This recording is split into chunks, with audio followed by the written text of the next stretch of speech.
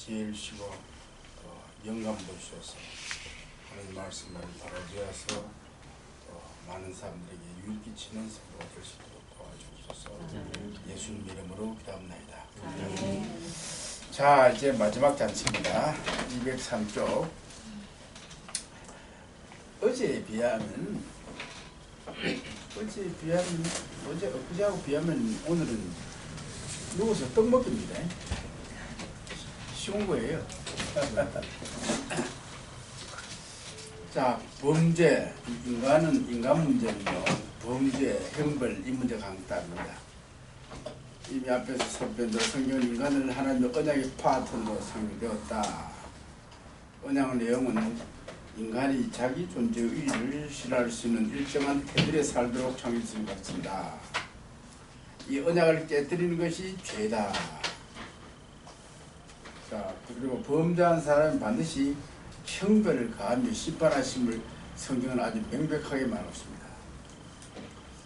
자, 형벌은 두 가지 측면에서 볼 수 있는데, 하나님께서 자기 백성들의 잘못된 행동이 형벌을 가하여 교정하는 게 있고, 교정 짓고, 다른 하나는 영원한 형벌입니다. 언제 없애버리는 거. 자, 성경의 가르침 인류의 첫 형벌입니다. 첫 형벌은 창세기에 나오죠. 2장 16절에 반드시 죽으리라 했습니다. 오늘은 반드시 죽습니다. 자, 우리가 이 내용 워낙 잘 아니까 그대로 넘어가도 되겠습니다. 그리고 그 밑에 달에 보면요, 그 창세기의 셋째 줄에 모든 족보 있잖아요. 아담도 살다가 930년 살다가 죽고, 또 여러 모든 족보들은 인간의 몸이 점점 약화돼 가지고 죽는 걸로 그렇게 가르쳐주고 있으면서 동시에 여인의 후손 계열은 면면이 흘러가다가 그것이 예수께 도달함을 보여줍니다. 자, 그다음 여기 이제 창세기 4장에 보면요, 가인이 아벨을 죽인 게 나옵니다.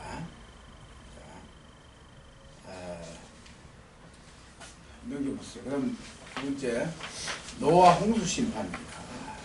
여기 봐도 여기 6장 3절에 여호와께서 쓸 때 나의 영이 저들과 함께 아니니 이는 그들이 육신이 됩니다. 그리고 여기 보면은 하나님께서 죄악이 관영을 보고 한탄하사, 한탄하는 말이 그 두 번 나옵니다. 6절의 끝에 한번 나오고 7절의 끝에. 이건 하나님이 말하자면 바보에서 아니라 안타까움을 표현하는 그런 방법입니다. 수사적이죠. 하나님이 한탄했다고 하면 안 되죠. 그러나 이렇게 인간에게 잘해줬는데 너무하다 이거예요. 그 다음에 이들에 대한 대홍수다. 여기 이제 한번 보세요. 다 죽었더라. 모든 것이 쓸어버린다. 이런 그 표현을 우리가 주목해야 됩니다. 하나님 한번 손대면 무섭습니다. 우리가 그 좋으신 하나님만 찾을 때가 아닙니다. 하나님은 두려운 분이다. 그 다음 바벨탑의 심판입니다. 그 이제 언어가 하나란 말을 얘기하고, 그 다음에 오른쪽 205쪽에 둘째 단락에 스스로 힘으로 문제 해결하려고 그랬어요. 이 사람들 자기 하나님 도움 없이. 그리고 하나님에 대항하겠다는 겁니다. 그래서 언어를 혼란시켜 버렸습니다. 이제 언어 혼란시킨 게 왜 문제냐. 그 다음 달라 봅시다. 여기서 언어를 혼잡게 했다는 것은 이게 하나의 심판입니다. 이게 인간의 감정을 더 파괴시켜 버렸다는 것을 의미합니다. 아담의 타락하고 인간의 오성에 가운데 감정이 있잖아요. 이걸 심판한 거예요. 언어는 항상 감정과 밀접한 관계가 있습니다. 감정이 파괴됐다는 것은 인간이 더 짐승화되었다. 이렇게 이제 표현할 수 있습니다. 그 다음 소돔 고모라 심판 봅시다. 보면 이제 소돔 고모라의 그 셋째 단락. 소돔 고모라 사람들이 이미 성적으로 비정상적임을 보여줍니다. 그렇죠? 여기 이제 동성애가 거기서 본문에 나오죠. 그러니까 사회법이 무너진 무법천지입니다. 보세요. 옛날에는 뭡니까 광야의 무법자 그걸 재미로 봤는데 요즘은 그 당시 누구야 리빵크리 하여튼 그 옛날 그 서북이 있습니다. 보면요. 그 시대 진짜 무법적이다는 게 눈에 보입니다. 법이 없어요. 그래서 총잘서만 됩니다. 그 당시에는 미국이 그런 환경에서 자라났다는 게 참 기적이죠. 자, 206쪽에 둘째다라기 회개가 불가능할 정도로 또 죽고 놓으세요. 짐승순리로 폐역에 썼다는 거예요. 그래서 이제 요한과 불을 내려서 하지 않습니까? 한번 봅시다. 여러분 하늘에 요한층이 있습니까? 없습니까? 어릴 때 어떤 부흥에 참석했는데 마침 그때 내가 들었어요. 낮 시간 공부할 텐데 하늘에는 불층이 있고 요한층이 있어서 하나님이 심판을 내립니다. 여러분 어떠세요? 하늘에 요한이 있습니까? 그럼 이거는 믿어요. 요한과 불이 여기 내렸다는 건 믿습니까? 네. 네, 맞습니다. 옆에서 화산이 왔다는 게 이게 많은 주석같이 그래 말합니다. 이해되죠, 그죠? 네. 화산이 싹 앞덮는다니까. 자, 그 다음에 단락에 참 노아시대 3제 언약을 얻었기 때문에 대웅시험을 받았고, 그 다음에 인간이야의 수준을 떨어뜨리는 심판을 받아서 말한 것 같아. 여기도 이제 욕심이 죄를 낳고 죄가 장성의 삶, 이게 참 망고의 진리입니다. 역사를 보면 이게 심판이에요. 그 다음에 이제 여기 큰 심판 나오는 게 뭐냐면은 북쪽 이스라엘과 남쪽 유다 나라의 타락과 심판입니다. 이건 참 민족적인 하나의 참 하나님으로부터 어림을 당하는 겁니다. 여기 둘째도 여로보암인데 여로보암이 우리가 그저건 별 나쁜 놈 아닌 것 같은데 성경에 보면요. 그 이스라엘의 그 왕들이 실수할 때마다 어떤 표현하면 느바스의 아들 여로보암 같이 이 말 자주 나옵니다. 아니 나쁜 놈이라는 거예요. 예. 그래서 이제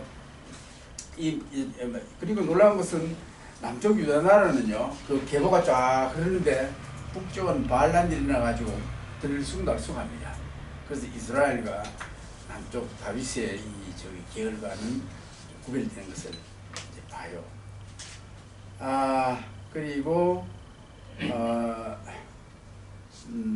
열왕기 하서 17장에 둘째 단락이죠. 매우 소소하게 이르거든 북쪽 이스라엘이 범한 죄악들은 하나님의 무서운 심판을 받고 합당하다. 이런 열거는 그들의 멸망당함이 당연함을 보인다. 이들의 범한 죄는 한마디로 우상 숭배와 종교 다원적이고 혼합주의적인 범죄 이래야 됩니다. 혼합주의적인 넣고 그 다음 범죄 넣고 곧 하고 하나님을 상대하는 것이다.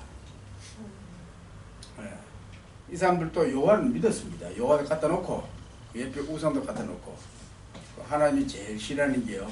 절대적인 하나님이 이 우상 종교와 상대하는 거 되게 싫어합니다. 자, 거기 이제 보세요. 이 사람들이 열왕기하 17장에 나오는 거 줄거놨습니다. 동사 말씀 버렸지요. 허망해졌지요. 이 허망해졌다는 것은 완전히 혼멸 정도로 타락했다는 겁니다. 명령을 버렸지요. 또 금송아지 만들었지요. 아세라 만들었지요. 1월 성심 경배했지요. 그 다음 바알을 섬기고 하여튼 하나님이 싫어하는 건 찾아가면서 다 했습니다. 일부러 하기도 쉽지 않을 텐데 그래요. 그래서 그를 하나님을 경노케 했다 이런 표현을 합니다. 자,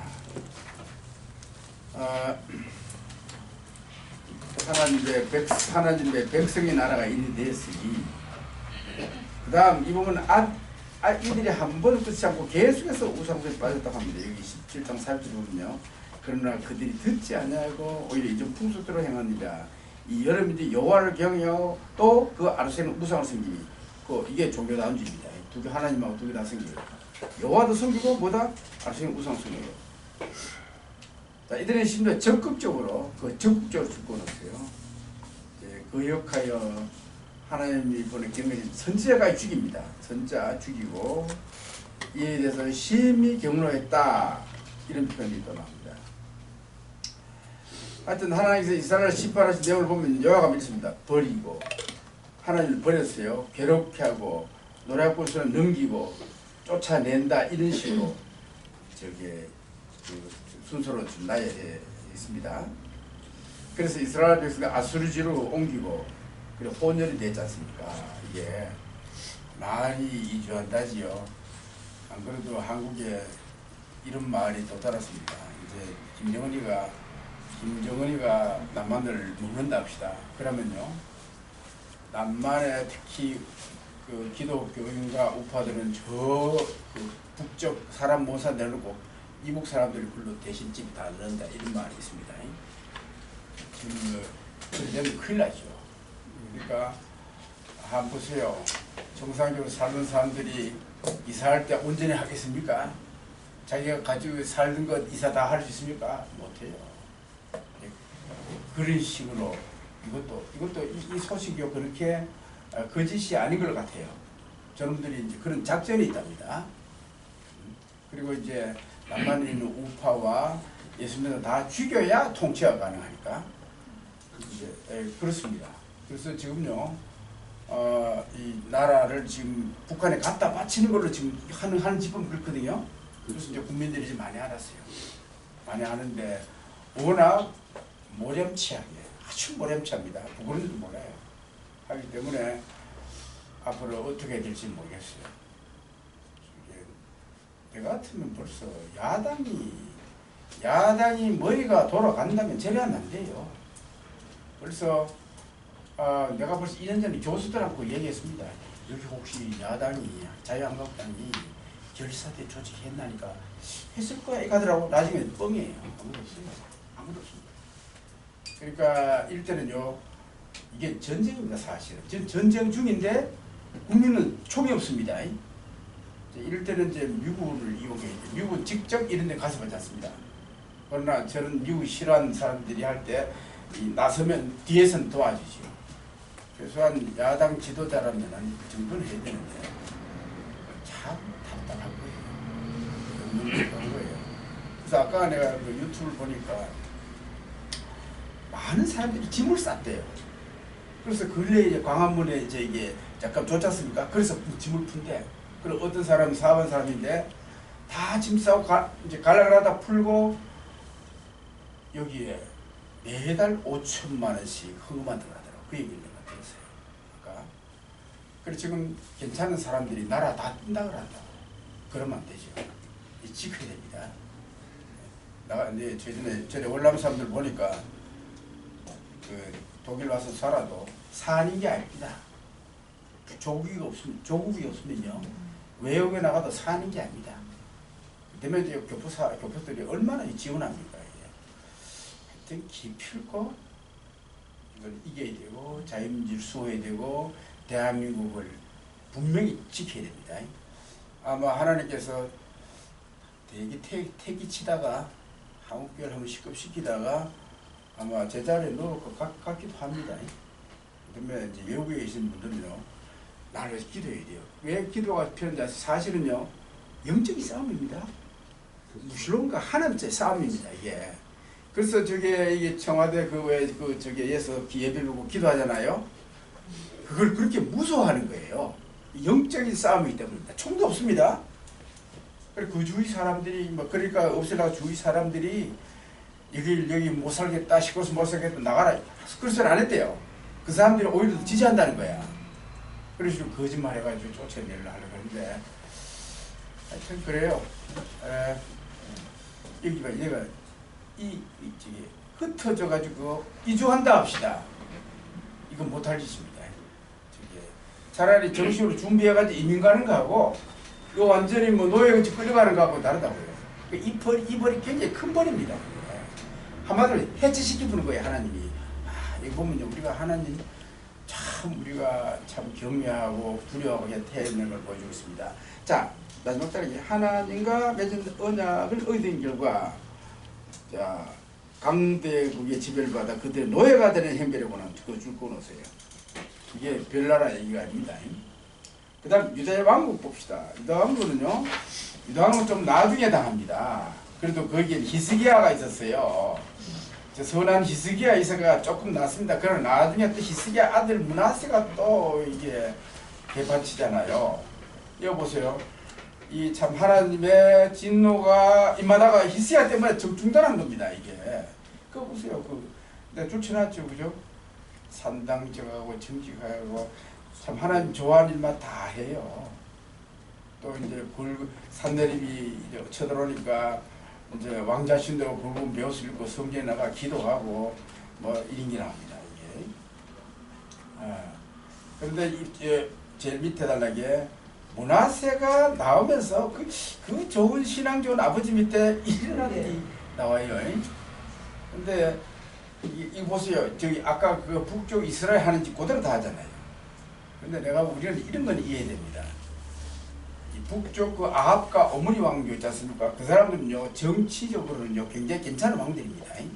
하나님 보시 악을 행해서 그렇지, 국제적으로, 외교적으로 이세벨라 대우라고 했지 않습니까? 이 정치적입니다. 정치는 훌륭한데, 이스라엘은 정치로 사는 나라가 아니지 않습니까? 믿음으로 사는 나라인데. 그래, 이 므낫세도 이제 어떤 면에서는 정치적으로 좀 괜찮은 왕이에요. 그러나 이제 이 나라의 근본을 뒤흔드니까 이제 문제죠. 나중에 이 악한 므낫세가 또 회개합니다. 그거 참, 그래, 그 유혹 나오고. 그 다음 저기 209쪽에 세대달라게 역대하는 유다왕국의 백성들이 단순히 우상숭하는 것이 아니라 하나님의 사자들을 비웃고 멸시하며 욕했다고 말하면서 적극적으로 거짓 보냈어요. 하나님 거역함으로써 용서가 불가능했음을 지적합니다. 이 용서가 불가능한 것보다 더 참 슬픈 일은 없습니다. 자, 그 다음에 이런 왕국에 대해서 어떻게 심판했을까? 먼저는 정치 체제를 해체해버립니다. 바벨론 느부갓네살 왕은요, 예루살렘을 포위하고 왕을 잡고, 그 다음 그 1차적으로 넷이 끌고 가잖아. 1차적으로 이거는 정치 해체입니다. 두 번째는요, 종교 해체예요. 종교 체제 해체합니다. 이게 완전히 예수 못 믿게, 지금 말하면 예수 못 믿도록 다 해버린 거예요. 그리고 장식들을 해체하고 뭐 다 가져가고 뭐 다 해버렸습니다. 그리고 완전히 저게 떠다니는 인간이 되어버렸죠. 그 다음 210쪽 보세요. 이거는 흩은 거는 저기에 솔로몬이 낙성시 기도에 다 나타납니다. 자, 그죠? 이곳에서 보세요. 내가 유리하지 아니하게 하리라 하셨으나 등등등 나옵니다. 떠나 준 땅에서 떠나 유리하자. 이게 참 여러분들은 저기 6.25 잘 모르죠, 그죠? 제가 6.25 나갈 때가 만 2살이었습니다. 근데 나가는 건 모르는데 들어온 거 알아요. 근데 이제 주로 이제 업혀 다녔습니다. 업혀 다녔는데 그러고는 뭐 나는 참 비참한 건 내가 못 봤어요. 못 봤는데 한번 생각해 보세요. 집 다 두고 그때 이제 우리 그 큰아버지 되실 같은 분이 문은 다 열어놓고 가래요. 안 열어놓으면 불난대요. 미국 인민군들이 문 다 해놓고 그름에다가 장롱 덮어놓고 그래 뭐 저기 이불 보따리 좀 싸고 해가 가는 거예요. 쌀 뭐 양식 좀 가지고. 놀라운 것은 그 해에 보리 농사가 굉장히 잘 됐답니다. 그래서 하나님이 그래도 먹게 살으신 거예요. 그래서 이제 다녀와서 이제 들어왔지요. 뭐 의선 그 총골축에 뭐 우리가 사는 데가 상당히 좀 산골입니다. 산골인데 그것도 어떤 총소리가 들렸어요. 참 이놈들이 엄청난 일을 했습니다.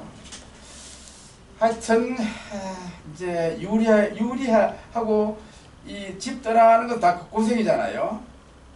이걸 해버렸어요, 하나님이. 그 다음 달라게 우리가 주말에서 국가란 우리가 자유롭게 살 수 있는 울타리인데, 자, 그 하고 울카린데 하고 그 갈라고 그 밑에 글자 좀 넣어야 돼요. 범죄한 유다 왕국의 N 쓰세요. 그것이 해체됐다는 것이다. 국가 해체는요 정말 슬픈 일입니다. 이건요. 이 울타리가 없을 경우 국민도 노예 상태 속으로 들어가게 되는 것이다. 이것은 모세 인도하는 이스라엘 백성들이 광야에서 국가적 형태를 이룬 사건의 반대 사건이다. 여기서 자주 언급되던 대던입니다. 대로만 들었어요. 범죄하여 이스라엘이 흩어지는 심판을 받은 것이다. 이제 우리가 세팅하여 살고 있는 국가가 무너진다 하자. 그가 무엇인지 생각해 볼 필요가 있다. 그 다음 이스라엘 백성들이 그 마음이 강팍하고 거기에서 받은 심판은 예수 그리스도께서 초림하신 이후에 일어난다. 여러분 저기 현재 홍콩이 상당히 좀 여러분 마음에 좀 불안하죠, 그죠? 불안하죠. 그러나 여러분들이 특히 이 홍콩의 이 하나님이 어떻게 할지 모르지만 성도들이 많이 기도하면요 성도들이 기도를 들어줄 거예요. 이건 하나님의 외에는 안 됩니다. 오늘 아까 내가 조미숙 교수하고 얘기를 안 하는데 지금 이걸 보시는 젊은이들이 막 부족하잖아요. 얘들 사고가 더 문제가 된다는 거예요. 진정한 자유민주가 아니라 우선 지한테 괴로운 것이만 막 부순다는 거예요. 그건 안 좋거든요. 하나님이 자유민주주의를 소화하자 해가지고 일관성 있게 해야 되는데 나 오늘 그 처음 알았습니다. 한국에도 그거 모릅니다. 한국에도 뭐 저 우파 유튜브들도 지지한다. 이만했지. 물론 우파를 지지하는 사람이 있긴 있겠지. 그러나 상당히 그 지도급 애들이 그런다면서 걱정하더라고. 그래서 이제 여러분들이 살고 있는 홍콩이 정치적으로 안정될 수 있도록 많은 기도가 필요합니다. 기도해야 돼요. 그 다음에 70년 이건 뭐냐면요 참 예수님께서 예언한 게 이루어진 겁니다. 누가 보면 19장 40절 나오죠. 그 밑에 달라. 이 전쟁은 장차 황제가 될 타이투스 티도가 로마 군대를 지휘하여 70년 9월 8일에 끝냈습니다. 조세푸스에 의하면요 한 100만 명의 민간인이 예루살렘 죽고 9만 7천 명이 노예를. 여러분 9만 7천 명이 얼마인지 아시니까 사단으로 9개입니다. 9개. 9개 사단입니다. 이게 참 이거 데려가려면 먹을 것도 많이 줘야 되겠는데. 자 이때 제2성전이 파괴된 것으로부터 유대지 문명은요 완전히 없애버렸습니다. 완전히 주제들 보세요. 말하자면 이스라엘 국가는 그 당시에 완전히 해체되어 버렸습니다. 무슨 형벌입니까? 그러면서 2000년 동안 얼마나 여러분 서름 받았습니까? 그래서 1948년도에 이스라엘 나라를 세우고 정말 이 사람들은 여기서 물러날 수 없다고 막 잘 싸우잖아요. 내가 보기엔 이스라엘 전략이나 마음에 쏙쏙 듭니다. 우리나라가 이스라엘 같으면 벌써 통일됐어요. 그런 식으로 해야 됩니다. 정말 잘합니다. 자, 됐고 여기에 이들은 성령을 해방했다. 끝에 있죠. 보세요. 유대인들이요. 유대 그 지도자들이요. 못된 건지 많이 했습니다. 심지어 하나님 아들을 끌지 내려가지고 말이야 죽였으니 이게 뭐 용서될 일입니까? 아주 저게 사탄적이었죠. 이들은 유물론에 빠져들었습니다. 돈 좋아했어요.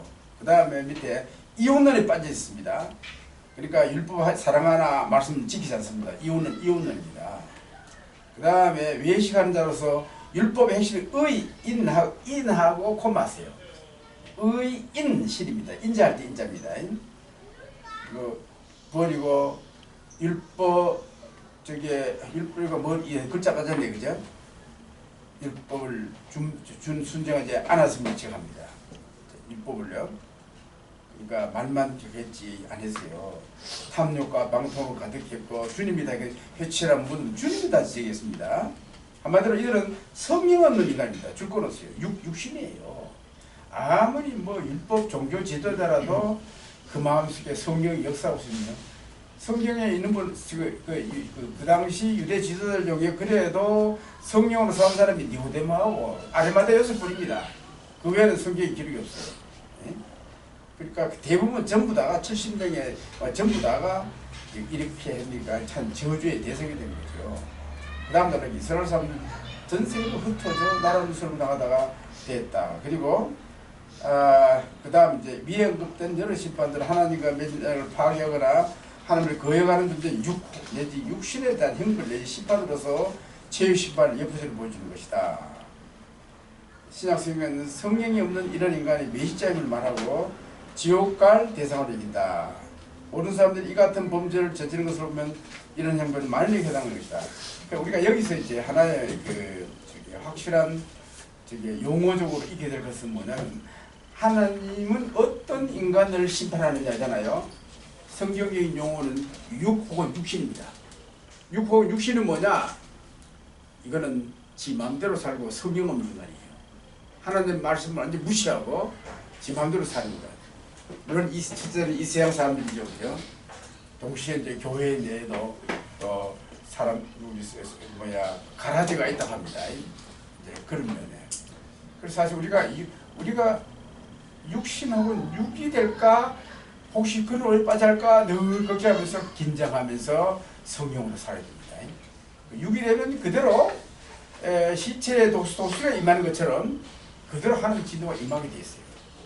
그러면 우리가 됐고, 그 다음에 왜 형벌이 오는가?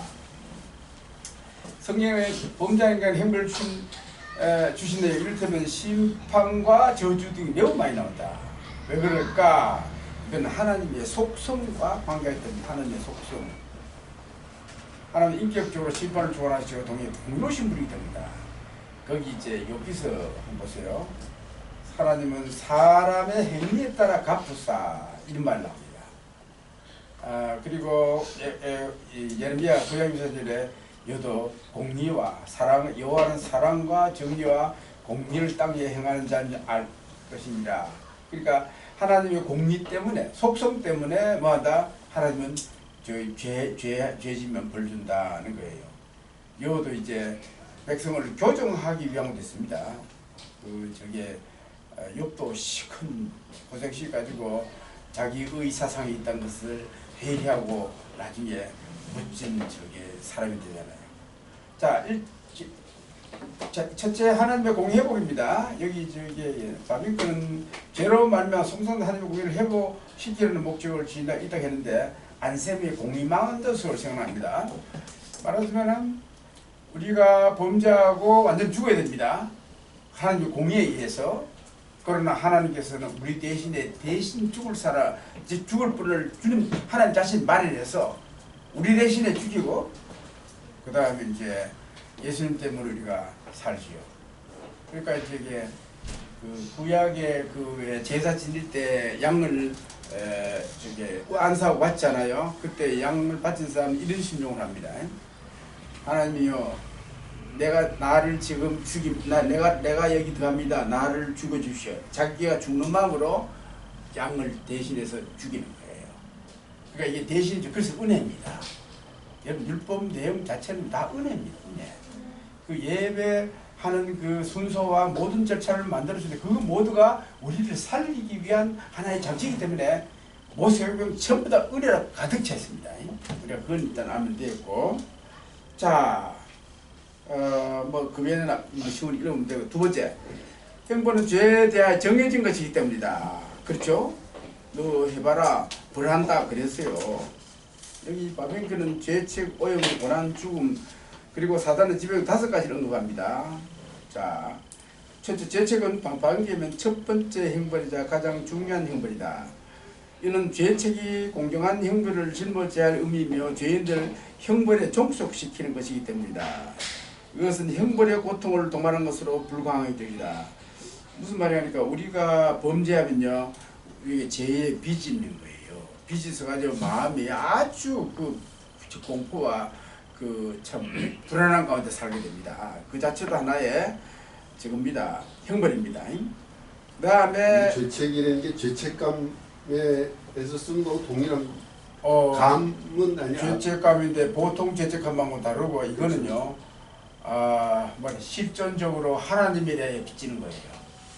하나님에 대해서 너 죄짓지 한단 말이야. 그럴 때 하나님에 대해서 책임감을 져야 하는. 네, 죄에 대한 책임감. 그렇죠. 그렇죠. 예. 빚이죠. 빚. 네, 빚이죠. 빚입니다. 네. 이게 사실은요, 여러분들은 예수 믿고 마음의 평강을 얻기 때문에 이게 아닌 것 같은데, 이거는 믿지 않은 사람은요 실존적인 불안 공포가 있습니다. 여러분 예수 믿는 거 참 감사해야 됩니다.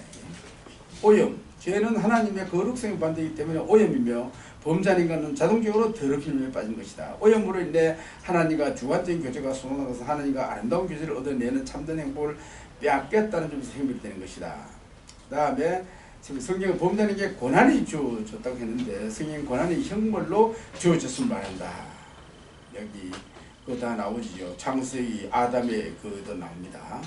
넷째, 성경은 범죄의 행벌은 죽음입니다. 죽음. 죽음은 사실은 형벌의 동시에 또 동시에 은혜라 그랬죠, 그죠? 은혜입니다.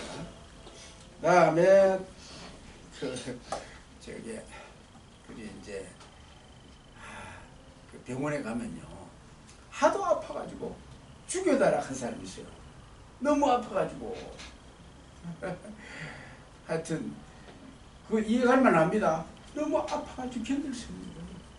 나도 이게 뒤에 이게 첩작돼가지고 막 하도 아파가지고 동네 물치료 가면요, 이거 할 때만 좀 나는 것 같습니다. 나오면 또 아픈 거예요. 그래서 밤 한 12시 되면 아파가지고 잠도 안 오지. 그래서 이제 이걸 약간 요렇게 하면은 좀 덜 아파 싶어가지고 네. 공원에 가가지고 밤에 철봉에 다리 달아가 이런데 효과 별로 없어요. 하도 아파가지고 그 아픈 상태를 한 10시간까지 하다가 이제 전문 수술에 갔습니다. 그 한번 가서 그날 11시 도착해가지고 수술 밟아가지고 하고 오후 4시에 수술하고 그대로 막 쓰러진 거죠. 그때가 바로 지난번에 강의 이어와야 되는 날입니다. 진짜 이런 생각이 들더라고요. 지옥 가서 이런 고통 영원히 하면 어떡하지? 그런 생각이 들더라고요. 갑자기 아프신 거예요? 아니면 계속? 옛날에 제 유학 시절에 그때 내가 다쳤어요. 다쳐가지고 이제 물리치료만 했는데, 네. 이제 이번에 이제 결정적으로 이게 돼가지고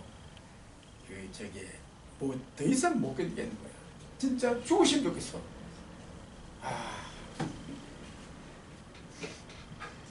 여러분, 지금 많이 나왔지요. 많이 나와가지고 이게 이제 의사에 의하면은 여기 핀 박아놨잖아요. 이 부분이 석회질이 쌓여가지고 돌같이 된대 이래. 그때까지는 조금 조심하지만 하면은 괜찮. 내가 산을 좋아하는데 아직까지 지난 5월 달부터 지금까지 한 번도 산을 못 갔습니다. 그래도 평지만 걷지. 네. 자, 하여튼 척추가 안 아프고들랑 감사해요. 자, 형벌이다. 그러니까 범죄한 인간의 죄와 사망을 지배하는 상태 속에 빠졌다는 이것도 큰 형벌입니다. 현재 우리가 처한 거 됐고, 그 다음에 여기입니다. 형벌과 더불어 로마서 1장 26장을 이걸 내가 좀 주석했습니다. 중요한 구절을 해가지고 이거는요, 말하자면은 로마서 1장 24절부터 29절까지 보면요, 여기 내어주단 말이 세 번 나옵니다. 세 단계로 형벌받는 과정을 내가 설명해 놓은 겁니다. 그러니까 내어주다 주시를 보면요, 여러분들이 이렇게 힘들지 않을 거예요. 이제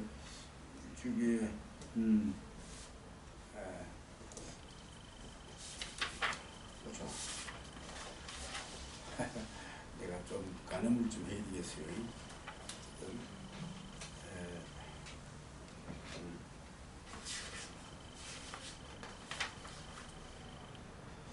대충 읽고 넘어가겠습니다.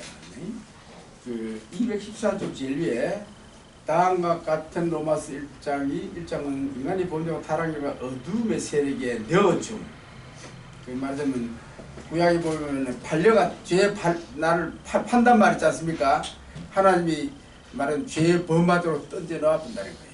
이게 심판이란 거예요. 자, 내어주다. 1장에 내어주다인데, 그 두째 단락, 첫째, 1장 25절, 24절, 이 두 절은 한 문장으로 전반부는 23절 심판의 이유를 말하고, 후반부는 타락한 인간의 어떤 오를 범인을 설명한다. 이것을 지휘하면 그 때문에 하나님은 그들의 마음에 정욕의 상태 속으로 내어주어, 말하자면 타락 상태, 원죄 상태로 내어주어 그들의 몸을 치욕에 하는 더러움을 범하게 하셨다.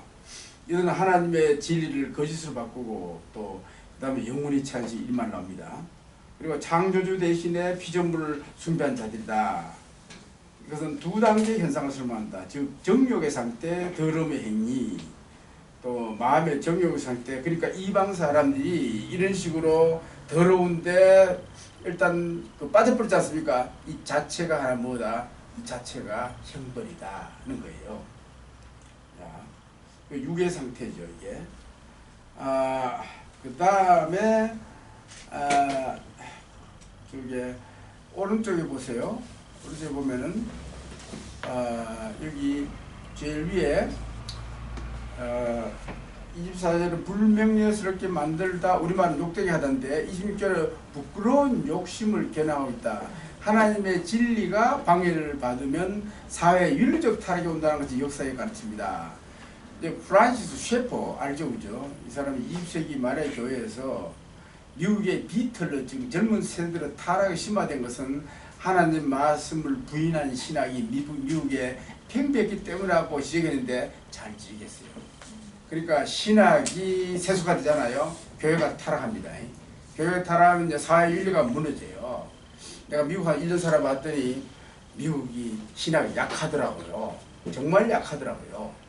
그 하버드 전부 다 신학교를 시작했는데 다 종교다운지 마귀학교 되어버렸습니다. 그러면서는 그 아이비 학교, 그 좋은 학교 중에 뭐 남아있는 게 보자 괜찮은 학교가 보자 뭐 예일도 그래 괜찮고 프린스톤도 아직은 괜찮아요. 괜찮으나 그러나 많이 작용됐습니다. 예. 이게 아주 안 좋아요. 때문에 여러분 한국 사람들이 그것도 모르고 독일을 저기 말이야 자꾸 욕하는데 독일이 이렇습니다. 신학교는 대학에 있습니다. 모든 일반 대학에 신학부가 있습니다. 제1학부예요. 거기서는요 모든 거 다 배웁니다. 뭐 저게 심지어는 교수도 신학 교수 중에 2단도 있다고요. 가르치는 내용은 2단이야. 근데 천재야 이 사람이. 그래서 학생들이 좀 저기 그런데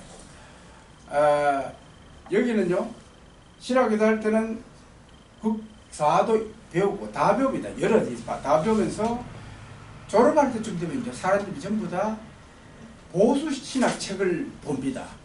왜 그런지 아세요? 교회에 가서 설교해가지고 자유주의 신학하면 쫓아나갑니다. 뭐가 나간다고요? 밥 먹고 살려면은 종교개혁 전통 신학을 하라는 거예요. 그래서 교회가 신학을 컨트롤합니다. 그 위대하지 않아요?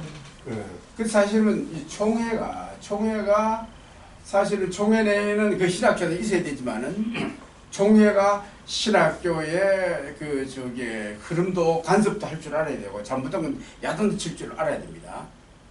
그런데 뭐 저게 목사님 한국 목사님들은요 그 저기 교수들을 보다는 깊은 게 없잖아요. 없어가지고 자꾸 자기 편 사람만 가지고 하는데 그 별로 안 좋아요. 그래서 저는 교단이 건전한 신학이 돼야 이게 신학교가 건전해야 교단이 건전해집니다. 이건요. 그렇죠. 지금 내가 지금 이제 직접 말을 하지 않지만은 큰 교단인데 그 이단 많습니다. 이단 많아도 말 못해. 왜 그런지 아세요? 이단들이 정치권대 어마어마한 돈을 갖다 줍니다. 입 다물어라 이게. 돈 참 좋아해요. 그래가지고 뭐 무서운 일입니다. 사실은 이게. 그래요. 이런 풍토에 내어지게 되면 이제 그 자체가 지어집니다. 그 다음 둘째, 로마서 1장 26절, 여기 내어지면 의미를 살펴봅니다. 26에서 27은 한 문장입니다. 지금 이 때문에, 참 바꿨기 때문에, 하나님을 우상으로 바꿨다는 거죠. 그들을 더러운 욕심에 내어주었다 그랬습니다. 이로써 여자들은 자연적인 남녀관계에서 비자연적 관계를 갖고 남자들도 자연적인 남녀관계에서 이건 동성애로 빠졌다는 거죠. 그러니까 풍토가 동성애로 됐다는 자체는요, 내버렸다는 뜻이거든요. 참 무서운 일입니다. 그렇죠? 뭐 그런 얘기를 하고, 밑에 셋째, 28절에 29절 내어짐을, 자, 이때 내어짐은요, 타락의 절정을 말합니다. 28절을 지기하면요, 이로써 저들이 그들의 인식 속에 하나님 두지 않기로 명확히 결단 내렸다. 하나님 이들을 비정상적인 정신 속으로 내어버려 그들이 인간에게 어울리지 않는 일을 하게 했다.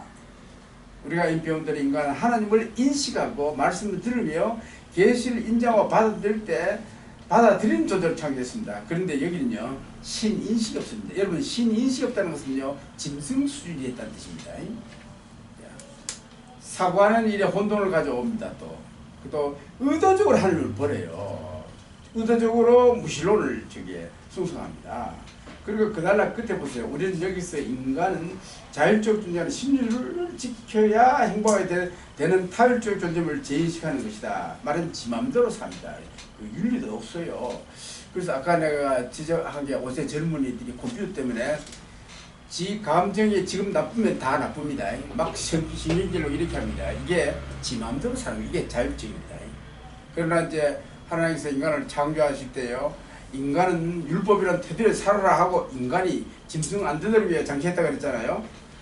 그런데 이런 걸 자꾸 오늘날 그 해체주의 철학 때문에, 해체주의가요, 뭐 이 사회 조직을 다 해체하겠다는 거예요. 이게 그 못된 사상이 들어와가지고 더구나 이렇게 됐는데, 이때 이제 교회는 든든하게 진리 위에 더 정말 하나님이 무엇이며 인간이 어떤 존재가 되면 더 이제 든든하게 이제 우리가 지켜야 됩니다. 말하면 하나님 말씀대로 이 시스템을 이게 유지해야 된다는 거죠. 자, 요컨대 인간이 범죄와 타락한 이후 계속 범죄할 수밖에 없는 상태, 그 사단의 지배 아래로 떨어진 것은 물론 인간 스스로 힘으로 거기서 벗어날 수 없는 것이 바로 큰 형벌이라는 거예요. 그렇죠. 자기는 지 마음대로 삽니다. 지 마음대로 아주 행복하게 삽니다. 지 마음대로 사니까. 그러나 그거는 소망이 없는 상태입니다. 그걸 바울이 여기서 말하는 겁니다. 자, 그 다음에 타락한 인간들 하는 반응인데, 말하자면은 인간이 육의 상태에 떨어졌을 때 하나님은 어떻게 반응하는가? 또 신관입니다. 신관. 자, 하는 이런 범죄한 인간 어떻게 반응하실까? 성경은 죄인에 대해 하나님은 심판하신 하나님을 등장합니다. 심판. 일단 심판하신 하나님입니다. 인간의 타락덕으로 하나님은 어떻게 자신을 제시할까?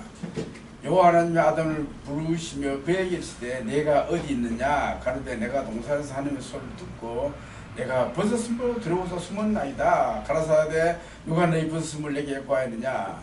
내가 너들을 먹지 말라 명한 그 나무 실과를 먹었느냐? 여기 보면 여러분 하나님이 여기서 자꾸 묻잖아요. 회개를 기다리시는 겁니다. 이게 인간의 범죄와 타락에서 하는 그들이 회개를 기다리며 나아가 회개를 촉구하는 겁니다. 이게 그대로 둬도 됩니다. 죽으려면 하고는 되는데 혹시나 아담이 회개할까봐 이랬어요. 그때 아담이 회개시면 어떻게 될까? 그것도 좀 궁금하네. 네? 자, 성경 전체는 범죄한 인간을 기다리신 하나님, 그거 죽고는어요. 그래서 여기 돌아오라. 이 돌아오라 이 단어가 회개라는 단어입니다. 돌아오라. 그 큰 글씨 해놨죠. 이 내용이 이 단어가 굉장히 많이 사용했습니다. 돌아오라.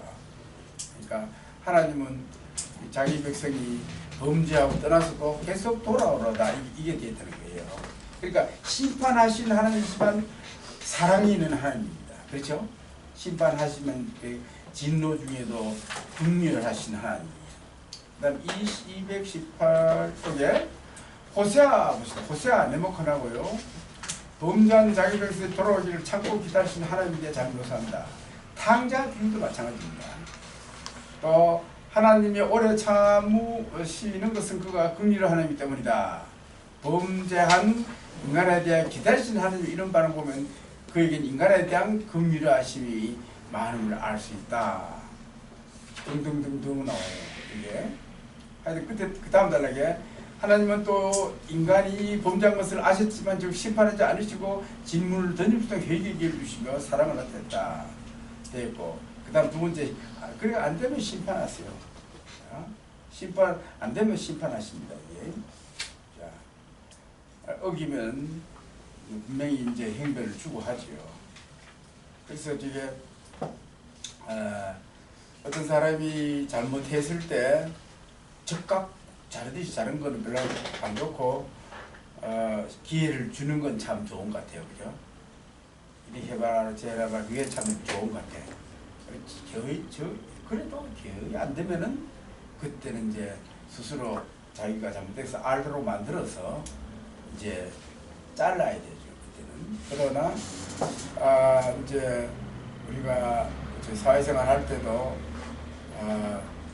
이제 사람들이요, 그 회사원들이 내 주인이 참 나를 많이 생각했다면 나중에 깨달으면요 굉장히 열심히 일 잘합니다. 또 그런 게 있습니다. 자, 요약 정리 봅시다. 아담이 범죄하고 그것에 대한 심판은 에덴 동산에 있었다. 이 심판으로 받은 영배는 인간의 육신의 정욕에 빠져 하나님과 이웃에 잔인해지는 성향을 지니는 것이었다. 노아 홍수 심판은 인간이 타락에 위해 더 이상 정상된 인간을 싫어하는 것에 대한 엄중한 심판인데, 최후의 심판이 어떤 것을 암시하고 있다.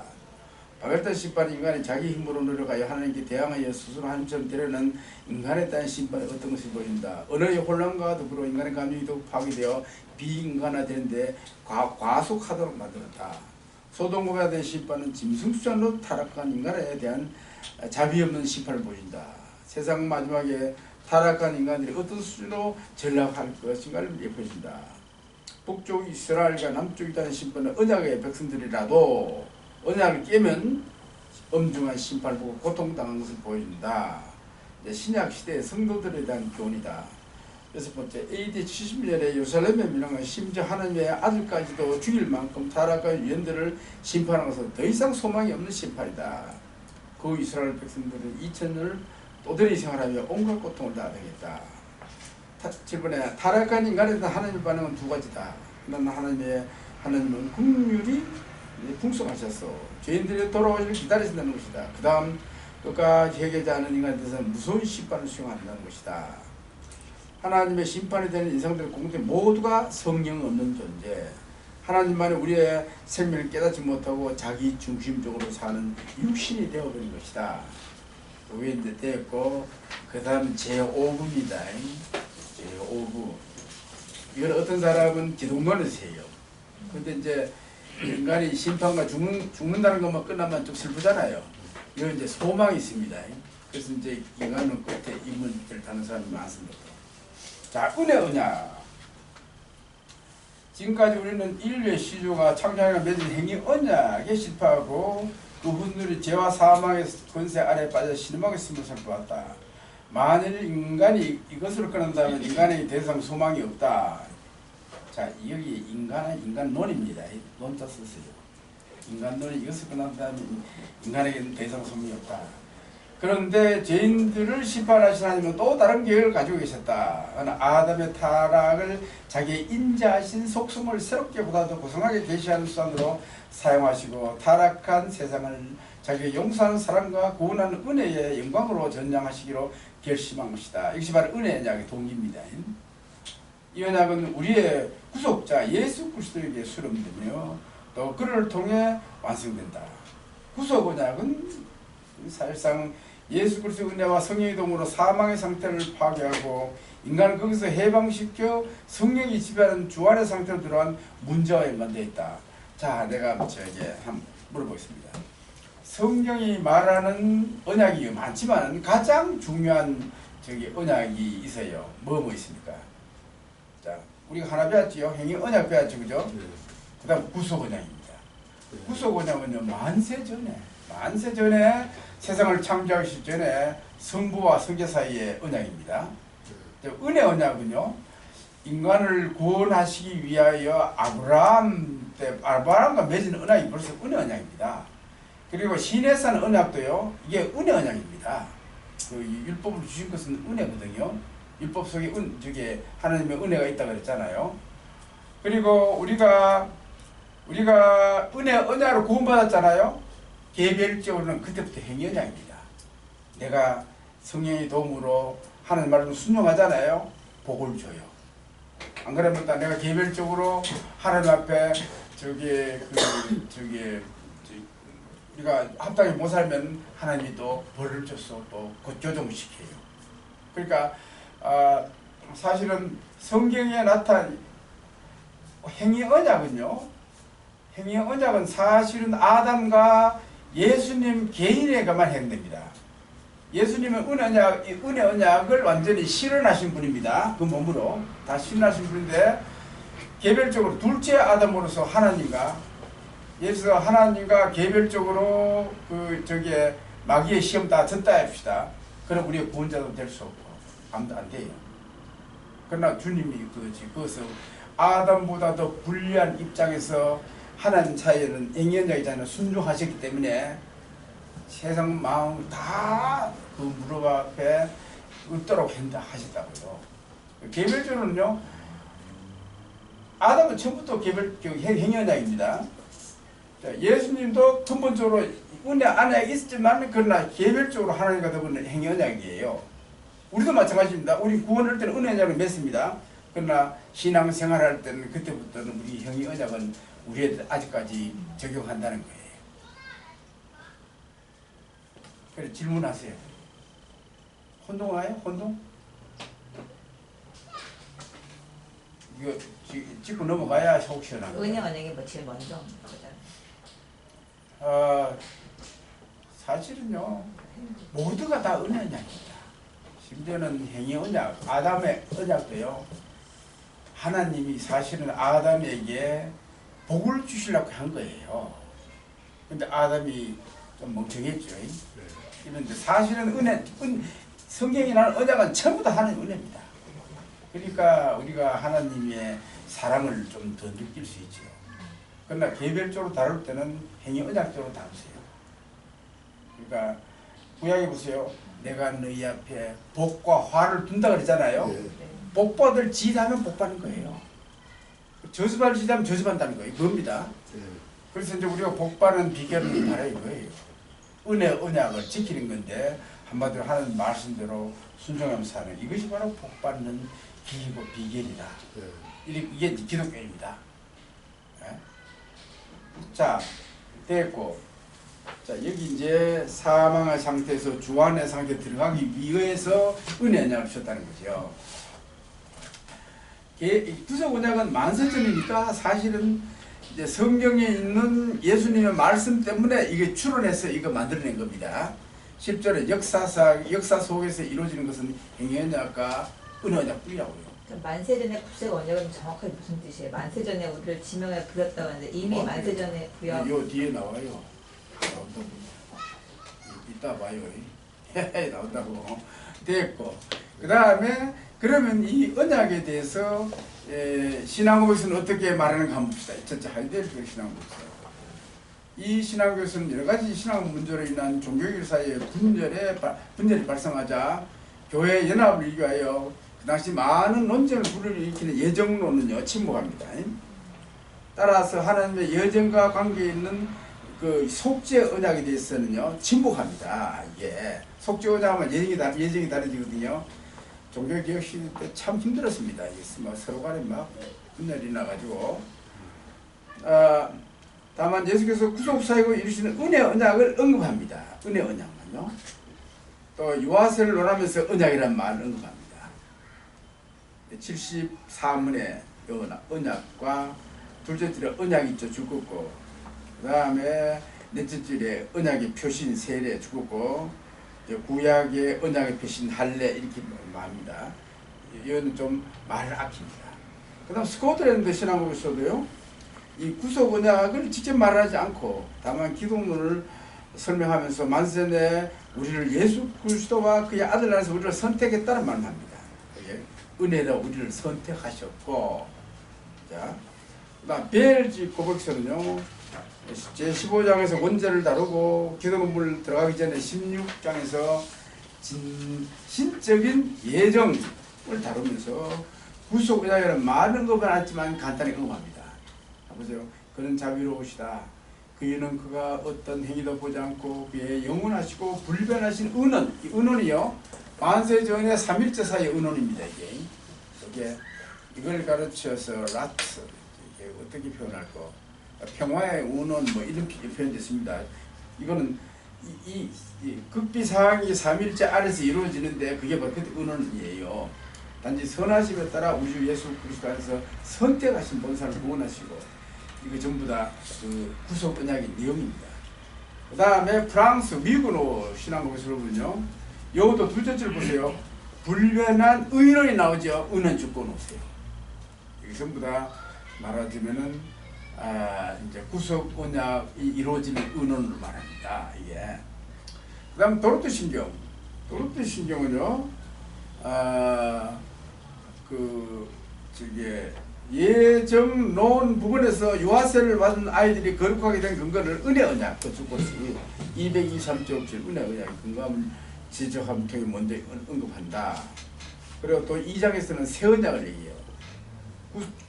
구속을 논하면서 새 언약 주권놓고 그 다음 제9장에서 구속 언약의 근거를 말합니다. 이게 가장 구속 언약에 대해서 말 많이 했죠. 그 다음에 제9장에서 택한 백성들을 해다녀요. 그 택한 백성들을 했다면 이거는 구속 언약과 연관됩니다. 예정 선택 문제잖아요. 그 다음 웨스트민스터 신앙법에서 가장 구체적으로 해요. 한번 보세요. 여기에 행위 언약 그러니까 제7장 2절에서 행위 언약 줄거 넣었어요. 3절에서 6절까지 은혜 언약 줄거 넣었어요. 놀랍게는 구속 언약에 대해서는 침묵한다. 자, 7장 요 정도로 해놓고 여러분들이 읽어봐요. 이게 단지 하나의 주의할 것은 뭐냐 5번 있잖아요. 5번의 셋째 줄에 끝에 예표란 말 나오지요. 예표 줄고 그 다음에 6번에 처음에 실체 나오지요. 그거 연결됩니다. 그러니까 구약의 모든 뭐 이런 건 전부 다 예표입니다. 뭐 예표다? 실체이신 예수 그리스도. 그 예표와 실체가 서로 상반되는 그런 겁니다. 연결되는 겁니다. 이게. 요건데 끝에 봅시다. 개혁교회 신앙국에서는 구속 언약에 대해 상세하게 설명하지 않는다.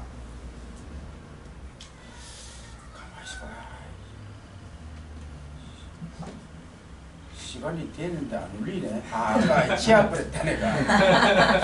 오늘 막 쉽시다. 네. 오늘 몇 시까지 하셔야 돼요? 2시간 해야지 뭐. 아니 공항 2시 비행기시니까 2시간 한 10시 정도 집에 가서 하야만 그대로 나가면 돼요. 호텔에 짐 싸가지고 아직 그 체크아웃은 안 하셨어요? 체크아웃 내일 해요. 그러면 오늘 저녁에는 성령만 선교사가 잡으러 호강 시켜줘야지. 그런데요. 좋아요. 네, 새로 된 호텔이 괜찮죠. 조용하고 뭐. 우리 교회 전용으로 해서 갖고 오셨습니다. 걸어 다닐 수도 있고. 정말 좋습니다. 네. 그러다 너무 멀지도 않고 너무 되고 너무 좋습니다. 제가 어제 이렇게 하고 이렇게 생각을 이렇게 한 건데 이게 하나님께서 이 창조하실 때부터 은혜를 우리에게 선을 보여주시기 위해서 그러니까 그 타락의 상태 죄가는 이 악을 선과 악을 그러니까 하나님 선한 거를 갖다 제가 깨달은 거는 이 사탄이든지 악이라든지 이런 게 창조 때부터 하나님이 모든 인간들을 선한 거를 주시기 위해서 다 창조를 하셨지만 이 악이 없으면 선을 인식하지 못했다. 선을 인식하기 위한 어떤 게 아니었나. 그 악이 없다라면 이 선이 뭔지도 모르는. 예. 이제 그 내용도 포함됩니다. 예. 단지 이제 일단 사단이 범죄 먼저 했잖아요. 예. 범죄했을 때 사단이 일단 인격을 가졌다는 게 그게 이제 그 사단이 죄를 만들었단 말이야. 하나님 만든 게 아니고 하나님 그냥 허용했을 뿐입니다. 예. 그러나 이 사단이 범죄함을 통해 아담이 범죄함을 통해 하나님의 영광이 많이 나타나서 예. 나중에 하나님도 찬양하기 위하여 예. 그렇게 예정하셨다 이렇게 보는 게 예. 일반적입니다. 그렇죠. 예. 그러겠네요. 예, 예. 우리가 하나님을 알면 뭐가 악 있는 거는 저절로 드러나거든요. 그렇죠. 예. 아유, 고맙습니다. 이거 차냅니까? 멜론. 멜론이죠? 네. 맛있어요. 됐습니다. 네. 예, 예. 이렇게 여기다. 예, 예.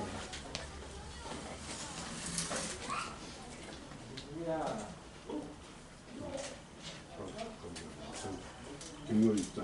네? 같이. 네. 이게 하미화라고요. 참외 종류인데요. 멜론인데요. 이게 신장 쪽에서 나옵니다. 아, 멀리 갔네? 예. 커요. 그래서 이게 사이즈가. 정말로 이것도 지금 맛있지만은 정말로 맛있는 거는요. 네. 이렇게 딱 씹으면 그 수박에서 막 이렇게 흐물어지는 듯한 그냥 바삭바삭하면서 이렇게 그런 느낌이 나는 질감에 뭐 이 단 거는 지금 거보다 더 단. 그러니까 한국 사람들은 못 먹잖아요. 그렇죠. 예, 이게 또 철이 있어서 이 중국에서 사서 먹으면 정말로 그런 맛을 된 거라도 먹는데 홍콩은 아무래도 수입 루트가 좀 더 구해서 그런지 그렇죠. 굉장히 자동차를 옮기는데 한나절 걸릴 거예요, 그죠? 한나절 더 걸린다. 한 달 더 걸리죠. 그렇죠? 뭐 서울, 부산도 한나절 하는데 예, 그게 훨씬 더 어려운데 어디까지 가는 게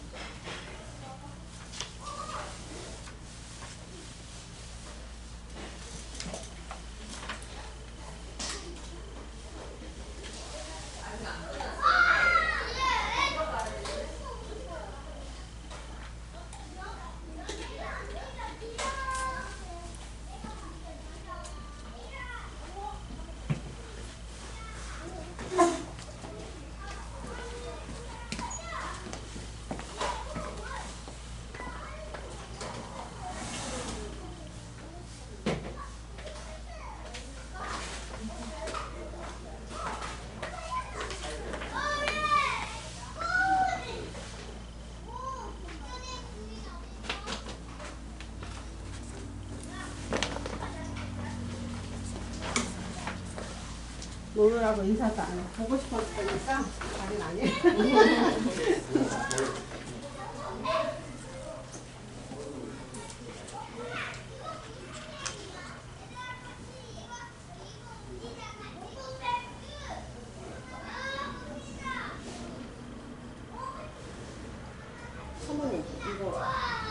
있어.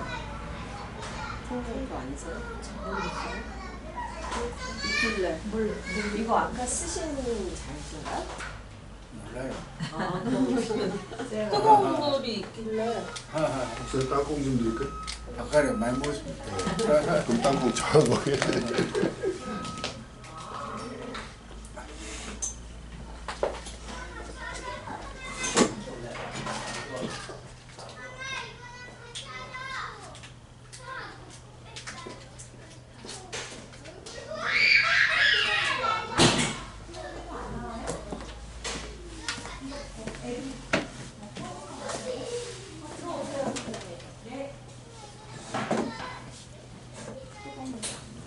아, 그만.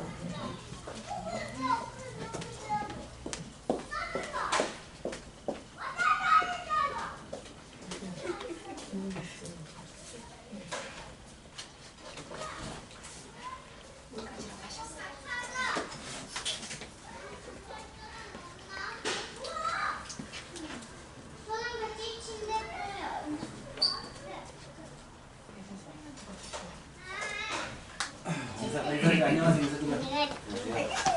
머리 잘랐어. 멋있다.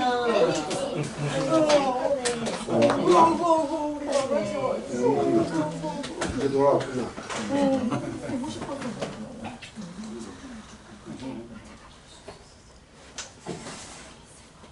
자, 그럼 시작합시다.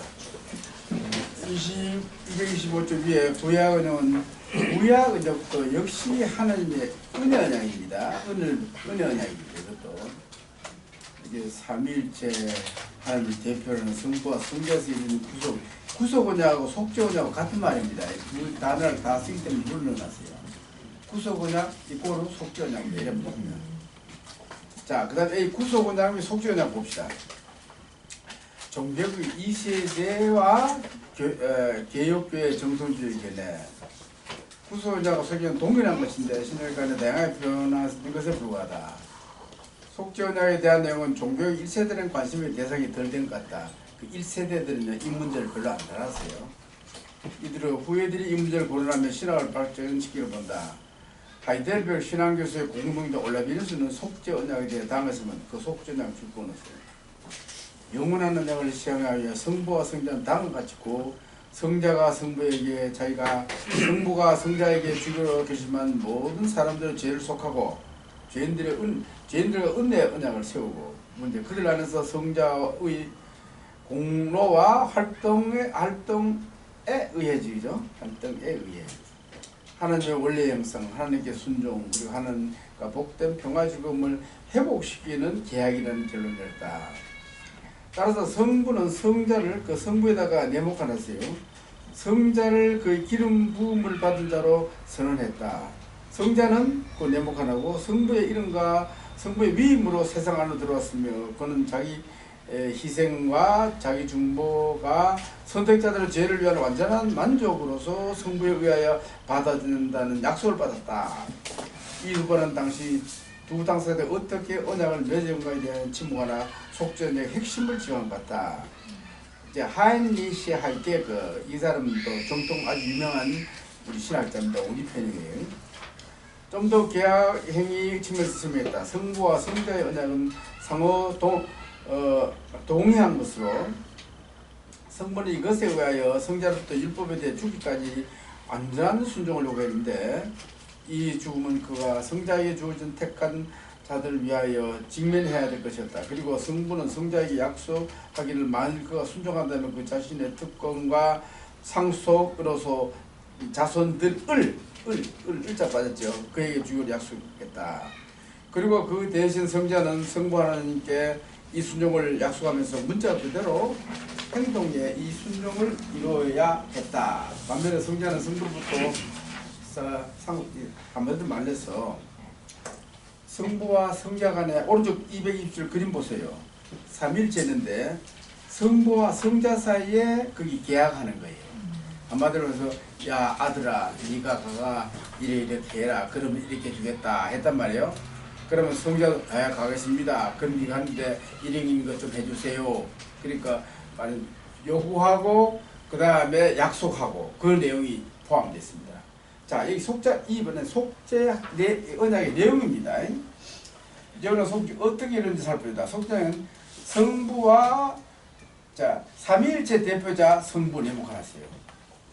하나님 백성들의 대표자 누구다? 성자. 이 둘 사이에 이제 계약 체결하는 거죠. 이 언약에서 성자는 성부께서 그에게 주신 사람들에 대한 의무를 책임지고 또 성자에다 나이케 하세요. 그 다음 성부가 나이케 하고 성자의 속죄 사역을 위해 필요한 모든 것을 약속하신다.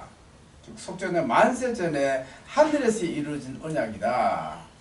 그래 이거는 뭐 역사적인 일이 아닙니다. 역사 이전의 일입니다. 성경에 있기 때문에 이걸 얘기하는 거예요. 그래서 이제 이런 걸 싫어하는 신학자들은 이거 언급 안 해요. 자, 속죄 언약의 성경의 근거는 뭐냐? 속죄는 자주 평화의 언약 있죠. 평화의 언약이란 말 씁니다. 스가랴 6장에 보면요. 6장에 거기 보면 그 평화의 의논 있잖아요. 아까 그겁니다. 평화의 의논. 이거 저기 성부와 성자 사이에 의논하는 그걸 말합니다. 이 구절은 여호와와 순이라는 인물 사이에 평화의 의논 곧 언약이 있다는 말이다. 말하자면 구속의 삼일체 내부에서 이루어진 것으로 도시기를 포함한 다음 같다. 그리고 속죄 언약에 대한 성경적 구절은요. 첫째, 니은 표시했어요. 성경은 하나님의 구속 계획에 하나님의 영원한 작정 평화에 이룰 수가 있다는 사실 명백히 지적하고 있다. 그 성경 구절 이걸 좀 볼 필요가 있습니다. 루이스 볼코프는 이 언약에서 삼일체 하나님의 각각의 사이를 본다. 성부 죽었고 언약의 시작자, 성자 죽었고 실행자, 성령 죽었고 적용자입니다. 둘째, 죄인을 구원한 하나님의 계획에 그 주권었어요. 언약의 특성이었다는 사실을 지적한 성경들이 많이 있다. 이럴 때는 그리스도는 이 세상 오시기 전에 자기에게 약속이 주어졌음을 명백히 말합니다. 요한복음에서 특히 또 로마서 5장에 그 대표설 있잖아요. 고린도서 15장 이 전부 다 언약의 머리로서 예수 그리스도가 행위의 언약의 머리인 아담과 대비시킵니다. 셋째, 언약 요소에는 계약 당사자 약속 조건 우리 지난번에 살펴봤잖아요. 이 내용이 있어요. 그리고 시편 2편 7에서 9절에서 당사자가 나옵니다. 그리고 하나의 약속이 진술되었고 신약성에 그것이 실현됐음을 언급한다. 사도행전과 이브리스가 말합니다. 메시아 10편 9절에 40편 7에서는요. 메시아가 죄의 희생물이 되심을 통해 아버지의 뜻을 행할 준비가 되었음을 말합니다. 히브리서 10장에는 이것이 실현됐음을 그것을 지적합니다. 예수 그리스도는 반복해서 아버지께서 자기의 막신 과제에 대해 말씀하신다. 심지어 요한복음은 예수께서 아버지께로부터 받은 보상에 끝게 말합니다. 이 내용은 참 예수님께서 설교식으로 말하잖아요. 그건 진짜 이 극비에 속하는 내용입니다. 이게. 넷째, 구약성경은 언약의 개념을 직접 메시아가 연마시킨 구절이 두 곳이 있다. 시편 89편, 이사야 42편. 여기서 여호와의 종을 언급해요. 이 메시아는 하나님을 자기 아버지라고 하나님이라고 표현했는데 이런 표현은 언약 용어이다. 그다음 속죄 언약에서 이제 성자의 위치의 역할입니다. 첫째, 언약에서 예수는 예수 그리스도의 직분적 위치입니다. 그리스도는 속죄에서 보증인 머리입니다. 나이키 하세요. 보증인 머리는 뭐냐? 이 백성들의 어떤 머리라는 거예요. 그 다음에 히브리서 7장 20절에 그리스도를 보증이라고 부릅니다. 보증인이란 다른 사람의 법적 의무를 자신이 책임지는 인물입니다. 무서운 거죠, 그죠? 그래서 보증하면 안 됩니다. 아, 참. 근데 저게 자식이라도 보증하라고 보증 서면 안 돼요. 하면 걔가 할 일 능력이 있다면 조금씩 발전해요. 그러면 노하우를 배웁니다. 그렇지 않고 어떤 부모들은 내 고등학교 스승이 그랬어요. 아들 기하게 키우는데 무능한 놈이야. 그런데 사업하겠다고 들어가더래. 그래가지고 옛날엔 퇴직금리 연금을 안 보고 다 받았습니다. 덜컹 반을 내줘 버렸네. 그대로 날아가 버렸어요. 그렇게 하는 거 아닙니다. 저게 조금씩 지가 하면서 조금씩 발전하면서 그것은 노하우를 배우는 게 더 중요하거든요. 그다음에 성경은 보증 쓰지 말아 그런다고요. 아 이거 참네. 그러나 예수님만이 우리 보증이 되시죠. 자, 그 그림 봐요. 삼일체 대표가 성부입니다. 예수님은 교회의 머리로서 백성의 대표입니다. 이런 관계입니다. 그림 굉장히 그렸지요. 이거 칼라입니다. 자, 둘째 밑에 그 밑에 속죄언약은 은혜의 언약의 기초가 되며 죄인을 위해서도 역시 그 원령이 된다. 그런데 이 언약은 예수 그리스도 개인에게는 행위언약이다가 얘기했죠. 주님은 개인적으로 행위언약입니다. 그 둘째 아담으로서 자기 행위로 언약을 성취해야 되는 첫 아담처럼 하나님과 언약을 맺고 있는 것이다. 즉 그는 첫 아담처럼 최초 언약의 율법에 요구하는 바에 응함으로서만 영생을 얻을 수 있다. 그래서 주님도 영원한 그 다 받아 11년 받았잖아요. 하나님과 개인적으로 주기까지 순종했기 때문이에요. 언약을 이뤘기 때문입니다. 구속 언약을 이뤘기 때문입니다. 마지막 아담에서 예수 그리스도 충실한 순종에 대한 보석으로 그 영생을 주고 놓으세요. 아담도 순종에 들어가면요 영생을 하는 겁니다. 그럴 때는 이제 공부할 필요도 없는데 참 안타까워요. 셋째, 속죄에서 그리스도의 사역은 선택이어야 제 선택. 말하자면 이겁니다. 속죄 언약은요 모든 사람에게 다 적용된 거 아닙니다. 오직 택한 백성에게만 해당한다는 거예요. 그 오른쪽 보세요. 선택은요 예정론자의 수를 결정합니다. 그 점선권에서요. 속죄 언약은요 그 방법을 합니다. 똑같은 게 아닙니다. 저게 하는 게 달라요. 예정은 얼마나 사느냐, 몇 사람이 예정된가, 그게 이제 주 관심사고, 속죄 언약은 방법입니다. 논리적으로 선택은 속죄 의는 앞선다. 네 번째, 속죄 언약과 그리스도가 세우신 세례의 성례의 사용입니다. 예수께서는요 구약 할례도 구약 성례도 사용하셨어요. 그리고 성찬식을 세우셨잖아요. 물론 세례는 세례 요한이 했지만은 예수님 그걸 정착시켰죠. 근데 분명한 것은 그리스도에게 해당하는 이 성례가 그리스도 자신에게는 어떤 의미가 있을 수 없다는 것이다. 성례 자체는 그리스도를 위한 것이 아니다. 이 성례는 분명히 그리스도 자신을 위하여 구원하는 은혜의 상징도 인호도 될 수 없다. 구원하는 은혜를 강화시키는 도구 될 수 없다. 성례는 다만 그리스도에게는 속죄 언약의 표징이요 인호다. 그 표시입니다. 그 효과는 우리에게 나타나는 거예요. 그리스도는 자기 백성들을 대표하는 직분자의 자격으로 그것들을 사용하신 것이다. 그리스도는 자기 백성들의 죄책을 짊으셨으나 서근에는 그리스도가 이게 죄짐을 저하고 성부의 약속을 성장 그것에 대한 표징이다. 표징인 게 중요합니다.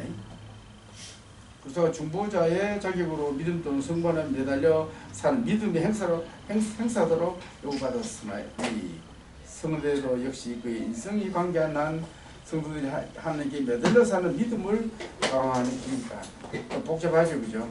이건 안 하셔도 됩니다. 그 다음에 한번 봅시다. 속죄언약에서 요구한 내용과 약속입니다. 언약에는 항상 이 두 가지 중요합니다. 첫째, 요구사항. 성부가 요구하는 게 있어요. 백성들의 머리와 보증에 있는 성자에게 당 같은 걸 요구한다. 뭐냐면 여자에게서 인성을 취하라는 거예요. 성육신을 오는 것이 여기 조건입니다. 죄는 없었습니다. 연약한 인간의 본성을 취하는 것. 두 번째, 그리스도는 죄에 대한 행보를 지불하기 위하여 또한 택함을 받은 자들을 위한 영생을 얻도록 하기 위하여 율법 아래에 두어야 합니다. 율법은 원죄 안에서 오는 거예요. 예수님이 원죄 안에 오라는 거예요. 아담은요 말하자면은 그 좋은 원지 상태에서 왔습니다. 좋은 상태에 있었습니다. 예수님은 그보다 몇 천 배 더 불리한 상태에 오셨다. 이걸 우리가 알아야 됩니다. 그리고 그리스도는 자기의 공로를 자기 병대로 제용하여 성령의 능력이 있는 역사를 통해 자기 백성을 중생시키고 회개하게 하며 그에게 믿음을 부여하며 성결케 하며 나아가 그들의 삶을 하나님께 헌신을 만들어야 한다. 성경 이름으로 그렇게 요구하는 성부가 요구하시는 거예요. 둘째, 약속명입니다. 성부의 주는 약속은 성자의 요구함과 일치한다. 자, 성부는 순종할 수 없는 한 몸을 준비하여 한량없는 성령을 주심을 통해 이제 이게 주님께서 말하자면 사역에 성공할 수 있도록 다 지원해 주시는 거예요. 그러니까 우리 주님이 여기 보세요. 히브리서 10장 6절 보세요. 한 몸을 예배했다 그랬잖아요. 한 몸. 이거는 이 몸으로 세상 죄를 짊어지시는 몸입니다. 이게. 두 번째, 성부는 성자라 하여금 그의 일을 잘할 수 있도록 사단을 파멸케 하고 결국은 다 파멸해요. 그 전부터 약속한 겁니다. 이게. 세 번째, 성부는 성자를 사망의 권세에서 해방시키고, 그러니까 부활시키는 거, 부활. 우편에 앉는 거, 이게 전부 다 약속한 겁니다. 네 번째, 성부는 성자가 구속사에 이루실 보상으로서 성령을 보내요. 성화하고 교회를 말하자면 형성하는 겁니다. 이걸 약속하셨어요. 그 다음에 네 번째, 성부는 성령의 역사를 통해 성자에게 주어진 모든 자들이 실제로 성자에게 나오며 잃어버리지 않도록 하게 하는 것. 여섯 번째, 성부 셀 수 없는 정도로 많은 사람들이 속죄에 찬양으로 궁극적으로 메시아 왕국이 지상의 모든 나라를 포함케 하실 것이다. 이 놀라운 구속사역 안에서 또 그것을 통하여 하나님의 완전하심의 영광이 사람들과 천사가 나타나서 하나님은 모든 존귀와 영광을 받으실 것이다. 속죄의 언약은 세 가지 차원의 관계가 있다. 보세요. 이 수직 수평 조예요. 놀랍게도 세 가지가 여도 해당하잖아요. 첫째는 삼일 찬양을 대표를 하고 백성을 대표하는 성자 사이의 수익적 관계입니다. 예. 둘째 보세요. 그리스도와 그의 백성들 공동체가 수평적, 그리스도와 그 백성들 사이의 관계를 얘기한다고요. 셋째는 이 언약이 실현할 시기를 내다본다고요. 시간적 차원, 이 세상이 다 있다고요. 그 X, Y, Z인데 글자가 빠르네. X, Y, Z 어디 붙이는 걸 알죠? 그 다음에 은혜 언약. 은혜 언약에서 계약 당사자입니다. 제일 당사자는 하나님입니다. 이 하나님은 제2 당사자가 자기에 대하여 가지실 관계를 솔선하여 은혜롭게 결정하신 분으로 은혜로우며 사유하시는 성부로 나타나시어 죄를 용서하시고 죄인들을 자기와 더불어 복된 교통을 할 수 있도록 회복하신 분입니다. 말하자면 인간에 대해 능동적으로 은혜를 베푸신 분입니다. 톰을 거였어요. 인간에 대하여 능동적으로 은혜를 베푸신. 그 위에 제1당 하나님이라는 데 내목해놨어요. 제2당사는 누굴까? 물론 타락가린 가운데 한 사람입니다. 아브라함과 그의 후손, 그 자연적인 후손과 영적인 후손일까? 어떤 사람도 그렇게 생각한다. 놀랍게도 창세기는 아담과 아브라함을 비교합니다. 참 흥미롭습니다. 1장에서 11장까지는요 아담의 계보를 말해요. 그 다음에 12장부터 마지막까지는 족장들입니다. 그죠? 근데 아담은 불순종했고 12장에서는 순종하는 아브라함을 얘기하거든요. 둘을 아주 잘 비교합니다. 놀랍게도 우리도 아브라함 자손입니다. 아시죠? 그죠? 우리도 아브라함 믿음으로 구원받은 자는 전부 다 아브라함의 자손. 그러니까 아브라함의 위치가 대단한 겁니다. 첫 아담과 그 비교했으니까 얼마나 대단합니까? 그렇죠? 자, 이 아담은 불순종했지만 아브라함은 순종했다. 그 다음 단락에 다른 어떤 사람은 선택받은 죄인 주권으로서요 제2 당사자라고 말한다. 이것을 명확하게 결정하기 위해 다음 같은 몇 가지 내용을 살펴보겠다. 첫째, 이 언약의 목적 그 자체로서 언약이며 상호 친교 또는 생명의 교통의 언약이다. 은혜 언약은 하나님께서 속죄 언약에서 목표로 삼으신 목적으로 하나님께서 말씀의 사역과 성령의 강력한 역사를 통해 역사의 과정 속에서 실현되어 만물이 회복될 때 완성될 궁극적인 영적인 실제로 간주한다. 이런 시각을 보면 은혜 언약이란 추가요 쓸데없는 관계, 곧 하나님과 인간 사이의 친교 관계이며 인간의 신적 생명인 부활의 생명에 참여하게 하는 생명의 교련이다. 그러니까 놀라운 복이죠. 은혜나 영적인 목적을 위해 여러 가지 특권들이 개선되는 상태, 즉 사람 믿음으로 하나님의 언약을 받아들인 상태, 약속된 축복들이 완전한 결실을 맺는 상태를 표현한다. 이런 게 있어서는 제2당사자는 피택자입니다. 피택자 예목하세요. 우리가 아브라함의 영적인, 즉 우리는 아브라함의 영적인 목적인 것이다. 자, 은혜 언약은 하나님과 선택받은 죄인 사이의 은혜를 협약이며 이 언약을 통해 하나님 자신과 구원의 모든 축복을 선택받은 죄인에게 주시며 죄인은 하나님과 그의 은혜로운 선물을 믿음으로 받아들인다. 아브라함 안에서 은혜 언약의 핵심적인 복이 실현되었다는 사실에서 그는 하나님의 친구라고 합니다. 예수도 자기 제자들을 친구라고 불렀지요. 그 다음 단락, 성경 여러 곳에서 하나님의 언약적인 자유가 그를 두려워하는 자들 안에 실현된다고 말한다. 그것이 신약 때에 와서 실현될 방법은 예레미야서와 히브리서에 시작됐다. 거기 이제 31장 여기 보면요, 이제 새 마음 주고 그 새 언약을 맺고 인형이 주문합니다. 그 당시에 이제 예레미야이 나온다고요. 이게 벌써 구약의 그 율법적인 그런 언약하고는 다르잖아요. 한마디로 그 다음 달에 성령은 살아있는 성령으로 새 마음을 만들며 제 용서를 통해 새 언약을 맺는 이것을 벌써 예레미야서 말했던 거예요. 이게 이제 실현되는 것이 히브리서입니다.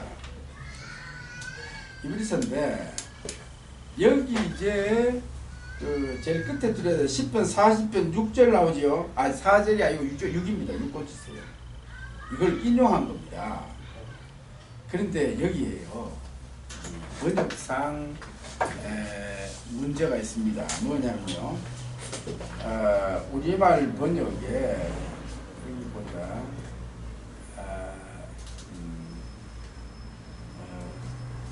주께서 우리 길을 통하여 이르시기라는 게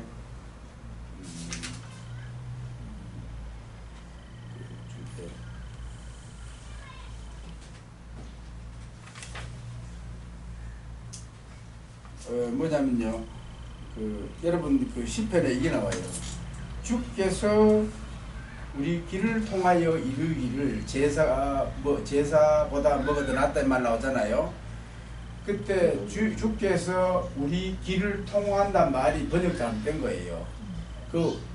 여기 NIV는 제대로 번역돼요. 뭐냐면요, 주께서 내 길을 뚫으셨나이다. 이래 뚫는 거 아닙니다. 요거 뚫는 거예요. 이건 뭐냐면요, 출애굽기 보면 23장이 나올 거예요. 보면 이게 나옵니다. 어떤 사람이 노예살을 이제 팔려갔습니다. 팔려가서 이제 살다가 이제 6년 살고 7년 됐는데 놓아주잖아요. 그때 주인이 너무 좋아가지고 안 나가고 당신 집에 있겠다면은 그 사람을 돌쪽에 놓고 뜰거라는 이거는 영원한 종을 이겼는데 예수 그리스도의 종됨을 설명하는 겁니다. 죽기까지 순종하겠다는 거예요, 이게. 그래서 이제 그 말이 원래 표현은요, 주께서 내 길을 뚫으셨나이다 하는 게 맞아요. 주께서 내 길을 통하여 이르시기를 잘못된 거예요. 그러니까 이제 참 이런 게 있어 문제예요. 주께서 내 길을 통하여 이르시기를 또 은혜시렵지요, 그죠? 영어가 피어스란 말씀입니다. 네. 피어스 꼬쟁이가 뚫는 거 있잖아요. 이거예요. 이거 뚫는 거예요. 우리 사모님들 권사님들 다 뚫었어요? 이게 우리 누님도 뚫었는데 몸에 아프는데 이거 뚫으면 머리 안 아프다는데 그런 침술 효과가 있다는 얘기예요. 네. 그러니까 그러나 몸에 칼 드는 건 너무 안 좋아요. 자, 됐고, 자 넘어갑시다. 나중에 어디 반응 같은데 모르겠다. 한번 봅시다. 오른쪽에 230, 이 은혜 언약을 채워 주시는 요한계시록 나옵니다. 20절. 이런 거 보면 우리가 위로받아요. 보세요.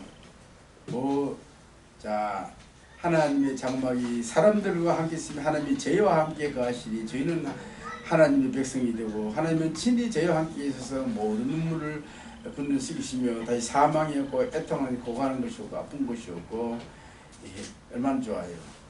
이게 27절 보세요. 7절에 이기는 자는 이것들을 유업으로 드리니 나는 저희 하나님이 되고 그는 내 아들이 되리다.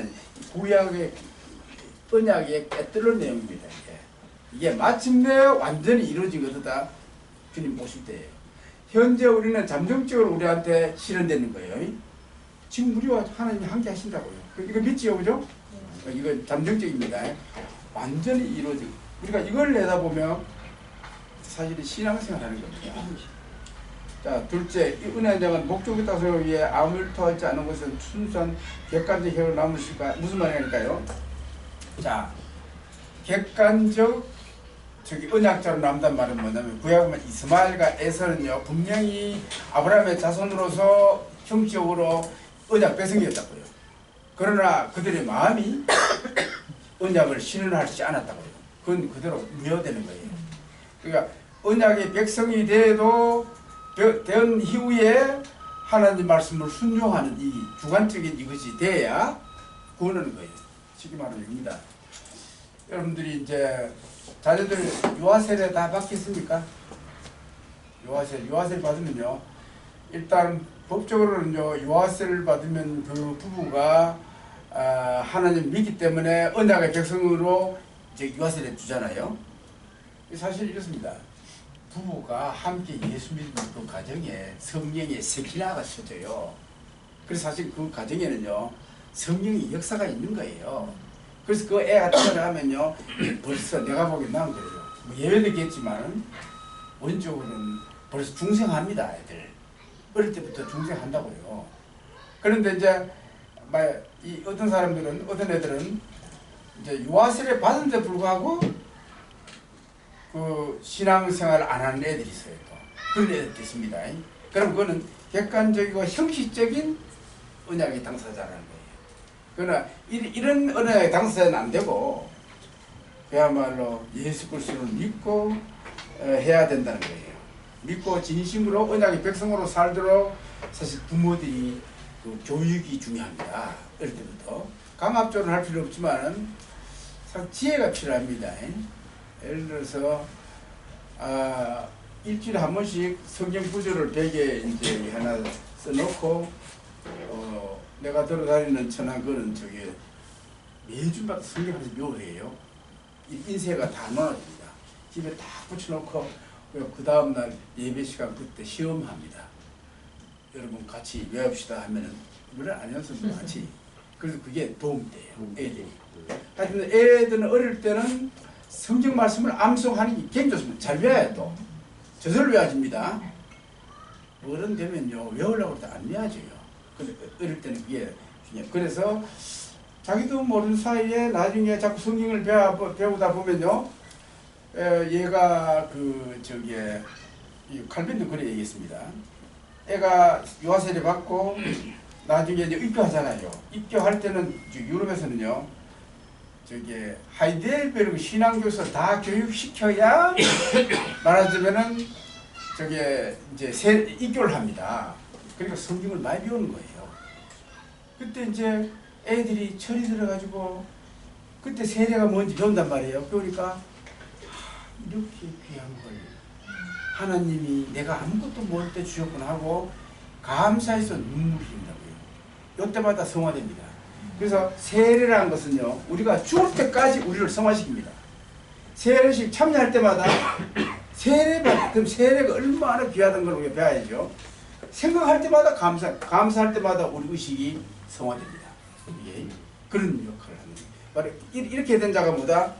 이건 형식적인 언약의 당사자가 아니고 생명의 당사자라는 거예요. 그 다음에 이 은혜 언약의 약속과 요구. 은혜 언약의 약속한 내용이 언약의 주된 약속은 모든 약속들을 포함하고 있는데 나는 저들의 하나님이 될 것이며 저희는 내 하나님이 될 것이다. 이게 하나님 약속이에요. 별로 떡 나오는 것도 없는데 그러나 이것이 가장 중요하죠. 그다음에 이 언약은 마지막 날에 새 예루살렘이 하늘에서 내려오는데 이제 새 예루살렘 내려오기 전에 이 땅은요 완전히 체질에 풀어지고 야단합니다. 막고마가 나와가지고 막 오염된 거 다 태우고 갈 거예요. 새 하늘과 새 땅이 중생합니다. 그리고 쫙 정비했을 때 그 시간이 얼마인지 모릅니다. 자, 그때 우리 어디 가 있을까요? 어? 하늘에 피신시킨다고요. 또 있다가 성도들은 새 예루살렘 안에서 그대로 내려오는 거예요. 자, 이런 저기 신학적인 이론은 그동안 얘기하지 않았는데 근래 가만히 생각해보니 그럴 것 같아. 예. 자, 됐고 그 다음에 이 약속에 포함한 내용은요. 현세적인 축복들 있잖아요. 자, 저게 영적인 것을 얘기하는데 여러 가지 현세적인 축복들의 약속. 사실은 언약의 백성들은요 현세적인 복을 받는 게 정상입니다. 이게 잘 사는 게 하나님 백성 이 땅은 잘 사는 게 정상이에요. 예. 그 다음에 죄사함 입양 이신칭이잖아요. 그 다음에 3번에 보세요. 하나님의 영에 대한 약속. 그 다음에 결코 굳지 않은 생명선을 영적인 영광의 약속. 정말로 좋은 거 많습니다. 자, 하나님이 요구하는 게 있어요. 뭔지 아세요? 그 1번 보세요. 믿음으로 언약의 약속을 받아들이고 언약의 삶 속으로 들어가는 거. 이게 구원이잖아요. 이게 징입니다. 징이 내목하놨어요. 우리 보고 징이하라고 구원받아라고 욕합니다. 하나님 우리한테 요구하시는 건요 정말 별거 없는 거 우리한테 유익한 겁니다. 그 다음 보세요. 중생하여 받은 새 생명의 원래 따라 자신을 새로운 순종으로 하나님께 헌신해서 다른 말로 성화합니다. 징의와 성화 이게요 기독교의 삶 전체를 다 포함하고 있습니다. 그러니까 하나님 우리한테 뭘 요구한다? 니들 내 새끼처럼 잘 살아라 이겁니다. 참네. 뭐 별로 비싼 거다 이거 말이야. 자, 그 다음 은혜 언약의 특징들. 언약은 정말로 이거는 은혜 언약은요 우리가 뭐 하는 거 없습니다. 하나님이 우리를 구원하기 위해서 언약 체제를 만들어 가지고 하나님 혼자 다 요리 다 하는 거예요. 그런 겁니다. 둘째, 이거는 삼위일체의 언약이다. 이제 성부, 성자, 성령이 같이 동원되세요. 세 번째, 영원하실 때 파기될 수 없다. 자, 속죄 언약은요 영원 속에서 세웠지만 은혜 언약은 역사 속에서 세워졌습니다. 근데 은혜 언약은 영원히 지속된다. 이 언약이 영원하기 때문에 누구도 그것을 깨뜨릴 수 없다. 하나님 영원히 자기 언약이다 하여 성실하시며 변함없이 그것을 이제 변함없이 없으며 변함없이 그것을 피택자들이 완전히 실현시킨다. 네 번째, 은혜는 제한된 사람이 아까 얘기했죠. 이건 그야말로 구원의 백성들인데 이제 전도할 때 이 말부터 하면 안 됩니다. 이건 하지 말고 이건 나중에 그 사람이 전도 받았을 때 나도 언약에 속했냐고 감사하도록 하면 돼요. 다른 한편 은혜는 다음과 같은 면에서 보편적이다. 뭐냐면 구약 시대는요 유대인 중심으로만 설명했습니다. 예수님과 더불어 모든 민족을 다 대상입니다. 그런 의미에서 보편적이에요. 효력이 아니라 대상입니다. 다섯 번째, 언약은 본질적으로 구약 시대 언약은요 구약이나 신약이나 그 내용의 핵심은 같습니다. 이걸 부인하는 게 세대주의입니다. 구약의 여러 각 세대마다 다 다르다는 거예요. 구원의 방법도 다르다는 거예요. 우리는 여러분 구약 사람들도 믿음으로 징역 받았습니다. 율법의 행위로 징역 받은 사람 한 사람도 없습니다. 보자, 에녹은 뭐 동행하다 갚아버렸잖아, 그죠? 그래, 엘리야도 동행하다가 땡이 갚아버렸잖아, 그죠? 그건極히 예외적이고 전부 다가 믿음으로 구원하는 거예요.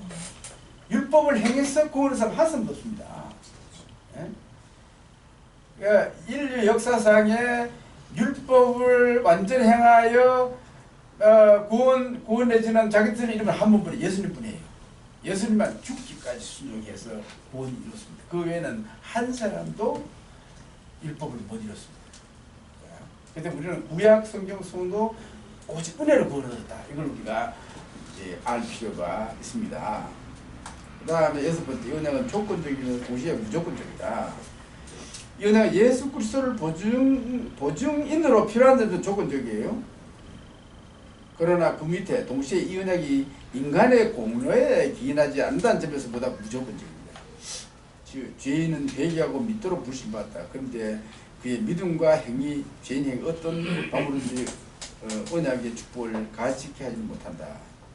세 번째, 언약은 하나의 유언서이다.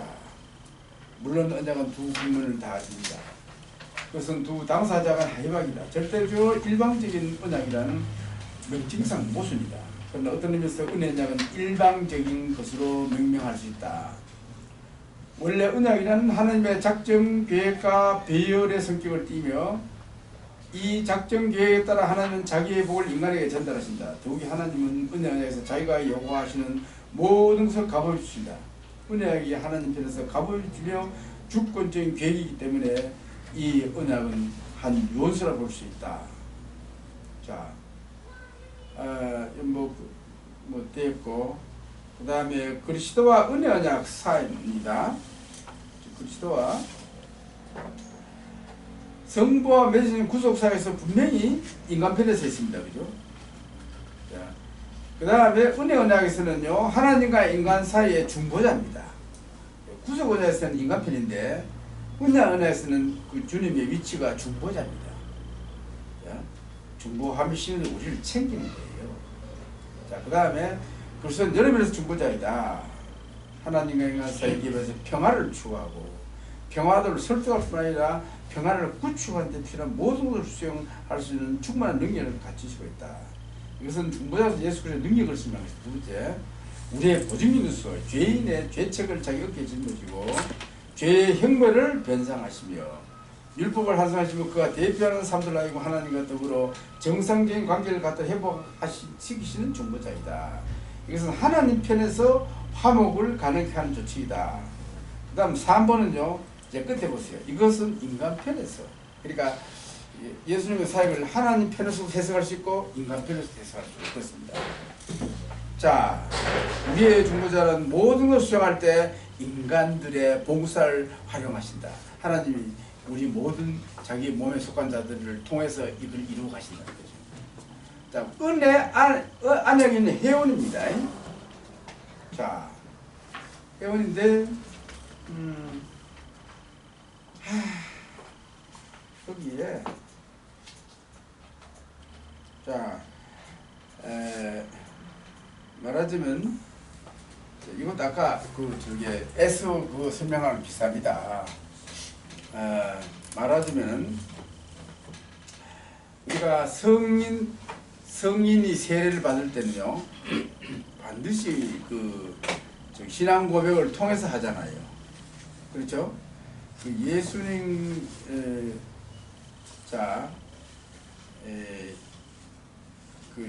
성인이 그 세례 받을 때는 신앙 고백하고 합법적인 그 협약으로서 언약서로 들어갈 수 있습니다. 그리고 예수님과 생명 교통의 언약서로 들어갈 수 있습니다. 대부분 어른이 돼서 예수 믿을 때는요 분명히 자기가 볼 때 이건 옳다 믿음이 생겨서 하는 겁니다. 근데 그건 생명의 관계로 들어가는 거예요. 어떤 사람은요 예수는 안 믿는데 교회 다니면 유리하기 때문에 그런 사람이 있어요. 그거는 형식적인, 그건 안 된다는 거예요. 아까 설명한 내용과 유사합니다. 이게 사실은 이제 하나님과 이런 생명의 관계가 있도록 자녀들도 제대로 지도해야 됩니다. 그 다음에 238쪽 봅시다. 여러 경륜시대 언약입니다. 자, 창세기 3장 10이라는 거는요, 이게 여기서는요, 아직까지 언약의 성격을 구체적으로 말하지 않습니다. 그러나 거기 약속이라는 게 있잖아요. 그런 면에서 언약의 성격을 많이 포함하고 있습니다. 그 다음 둘째, 노아는 이건 일반 언약 언약입니다. 자연 언약입니다. 노아의 언약 때문에 지구가 돌아갑니다. 그 다음에 다윗도 지구를 돌아가고. 이거 큰 은혜입니다. 이게 여기 내가 아침에 나가 보면은 내가 한국에는 나는 뭐 가지고 오염을 측정한다면 달을 봐요. 달이 벌거면 공기 안 좋습니다. 홍콩에는 달이 하얗습니다. 달이 그래도 괜찮아요. 여기가 한국 바다는 공기가 좋습니다. 네? 그래서 아침마다 이제 나가면은 할머니들이 얼마나 큰 소리로 조산하더라고요. 깜짝 놀랐어요. 조산이 굿모닝이라면서요? 네. 참네. 네. 그 하여튼 저기 오늘 아침에 한 그 저기 91일이 나왔어요. 제일 첫날은 내가 60일이었습니다. 한국에서 60일 하면 나쁨 수준에 연 좋더라고. 이게 편지가 다른가 봐. 한국하고. 예. 그리고 하여튼 이게 저기 왜 이 말을 하냐면요. 달 떠 있는 걸 우연히 보지 마세요. 달 없이면요 생태계 다 깨지죠. 그러니까 하늘에 달이 있는 거. 내가 아침에 나갈 때마다 확인하는 게 북두칠수입니다. 북두칠성이 제대로 있나 이거 말해 하나님 지금도 우리 살리려고 별을 붙잡고 계시구나 생각하는 거예요. 그거 흩어지면요 여러분 짐살 준비해야 됩니다. 어디로 가요? 천국갈 준비해야지. 하나님한테 갈 준비해요. 그러니까 이 우리가 살아가는 이 자체를 여러분 살펴보면서 감사해야 돼요. 정말. 자, 이게 노아 언약입니다. 그 다음에 아브라함이 언약. 이때 이제 언약이 정식으로 이제 체결된 겁니다. 아브라함이. 그나마 시내에서는 언약은 이것도 아브라함 언약과 일치합니다. 단지 국가적 차원에서 확대된 거지요. 됐고 율법은 은혜 언약에 기하게 주어졌다. 그러니까 구약의 율법이요. 이거 행위 언약 아닙니다. 이건요. 율법 자체도 전부 다 이게 하나님의 은혜예요. 은혜. 율법 자체가 은혜입니다. 자, 그 다음에 율법과 은혜 언약과 관계해서 다음과 두 가지 목적이 임하지 않다. 죄의식 그리고 그리스도 이끄는 거. 요게 이제 율법은 세 가지 용도가 있습니다. 첫째 용도는 뭐냐면요. 율법이 있는 곳마다 사회 질서가 이루어집니다. 이건 구원과 관계없습니다. 두 번째는 죄인을 책망해요. 그리고 예수께로 갑니다. 이게 이제 계몽 선생님이죠, 그죠? 우리가 아는 건 이겁니다. 세 번째는요. 셋째 용도는요. 중생한 장매가 해당합니다. 그 뭐냐? 중생한 사람들이 율법에 따라 성령의 도움을 받아 율법을 지켜서 예수의 형상으로 닮아가게 하는 것. 요게 이제 세 번째 그 용도입니다. 요 세 개를 알아놓으면 좋아요. 첫째 용도는 사회 질서. 그 다음에 그래서 여러분들 내가 율법 세계 논문을 쓰고 이제 책을 썼는데 내 놀란 것이 이겁니다. 여러분 그 영미형법에 세 가지 뼈대가 있습니다. 그 뼈대가 뭔지 알아요? 이 세 가지 용도입니다. 이게 영미가 지배하는 곳마다 다 그 율법이 다 헌법이 그에 의해서 만들어졌습니다. 내가 이걸 하나님이 지금 자기 법으로 제대로 성경 이 세상을 통치하시려고 느끼다니까요. 여러분 우리 헌법도요. 그거에 속합니다. 헌법은요. 예. 그렇게 이제 이 하나님의 법은 전 세계를 지배하고 있다. 구체로 지배하고 있다는 거예요. 예. 자, 이제 이거는 이 둘째 용도만 했는데, 그 다음에 여기 이제 뭐 저기 유대인들은 이 밑에 네 번째 이게 예수 메시아를 제대로 못 보다가 큰 실수했다는 거 얘기하고, 그 다음에 240쪽 여기 이제 그날이 이르니 새 언약을 맺으려 하고 그날 나오는데 이것이 바로 저겁니다. 세상 마지막에 이루어질 그 내용이에요. 내 법을 그러니까 지금 현재 우리가 잠정적으로 지금 체험하는 거예요. 우리가 예수 믿음과도 그렇고 성령에 의하여 우리 마음속에 여러분 하나님이 인간을 창조하셨을 때 율법의 두 돌판을 세겠다 그랬잖아요. 타락과 동시에 첫째 돌판이 없어버렸어요. 둘째 돌판 남아 있습니다. 그래서 사람이 사는 곳이면 어디나 둘째 돌판 다 있다 그랬잖아요. 그런데 이제 앞으로 저게 주님께서 다시 오시면은요, 우리는 책 볼 필요 없어요. 모든 하나님의 뜻이 다 새겨져가지고 다 하는 거예요. 이제 그렇게 될 날을 지금 내다보는 거예요. 구원에.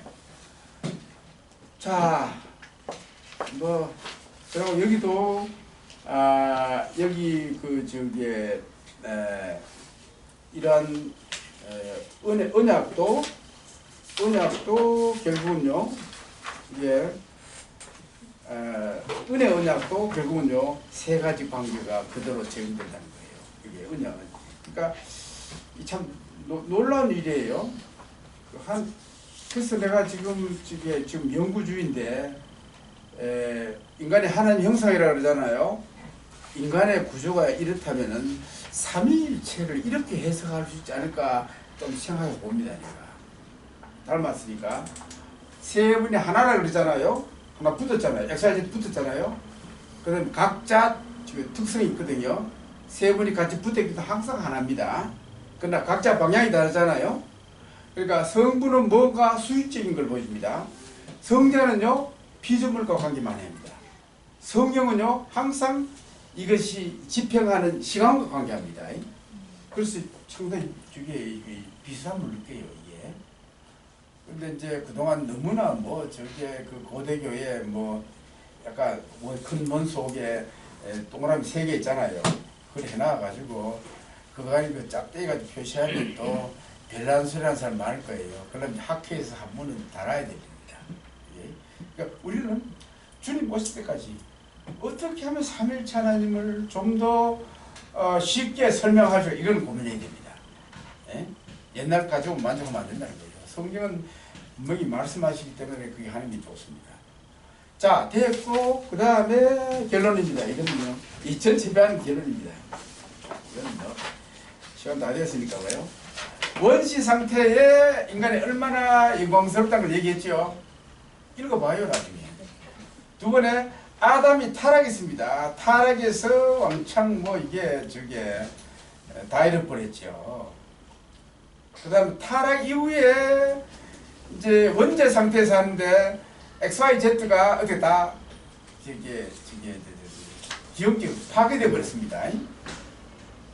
그 다음에 그 내용이 주위에 이것은 사실 인간론에서 가장 중요한 것이요, 원시 상태 인간하고 어떻게 범죄하고 타락하고 타락 후에 얼마나 어떻게 비참하게 살고 있나, 그게 가장 중요하고, 그 다음에 이제 은혜 언약은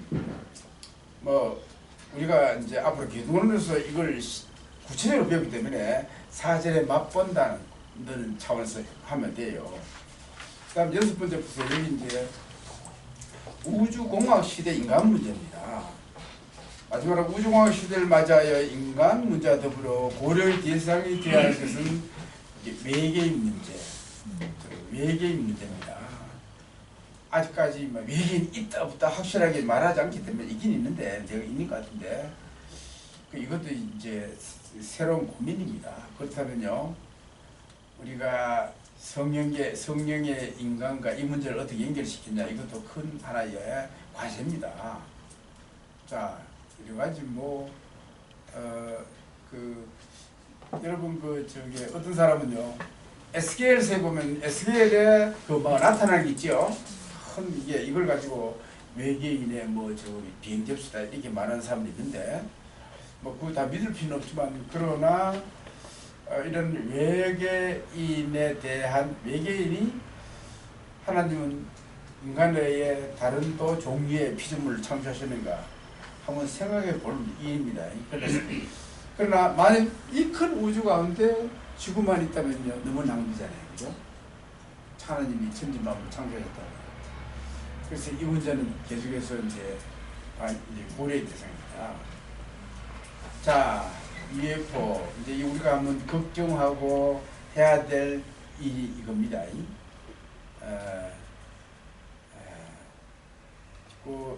밑에 두 번째 단어만 있습니다. 성경은 외계인에 대해서 어떻게 말하는가? 외계인 신봉자는 그렇게 본다. 외계인이 신학에 대성이면 지금까지 신학은 상당한 반성이 될 것이다. 그리고 우주관이나 신관, 인간관, 기독론, 고원에서도 새로운 정립이 필요할 것이다. 따라서 이제 우주공학 시대의 신학 자유의 재정립이 요구될 것이다. 이제는 범죄하고 타락한 이런 인간을 고치고 치료하기 위한 처방을 강구한다. 우리는 그것을 기독론과 구원에서 그 대답을 찾을 것이다. 이제 다음에 이제 이런 이제 기독론을 합니다. 이제 인간론하고 기독론하고 구원은 한 덩어리이기 때문에 여기 고장난 부분을 어떻게 이걸 고치느냐 그 시스템이 깎기 때문에 내가 언제 올지는 모르겠지만 여러분들이 기도하세요. 기도하시면 뭐 일 바쁘다가도 뭐참 봅시다. 예. 그러고 뒤에 그림이나 좀 보세요. 이게 좀 딱딱한 거 보다가 이런 거 좀 보면 좀 하라고. 오늘 슬픈 얘기도 나오고. 그리고 제일 뒤에 254에 성전화 문제 있습니다. 여기 이제 이게 요즘 큰 문제잖아요. 사람이 그 두 가지 성기관을 가지고 있는 사람도 있답니다. 이게 그 문제 제기했고, 그다음에 하리수 문제가 이렇게 읽어내는데 누구 했노? 김영중 기자가 쓴 글입니다. 이거는요. 뉴스위크 한편 나옵니다. 그래서 이제 트랜스젠더 문제인데요.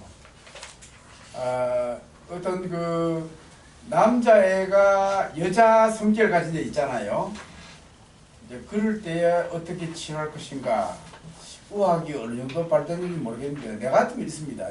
내 생각에는 남자애 모양으로 태어났는데 여자성이 가지면요, 애 성격이 남자 될 수 있도록 처방할 수 없는지 위에 궁금하다고. 난 그게 가능하다고 보거든요.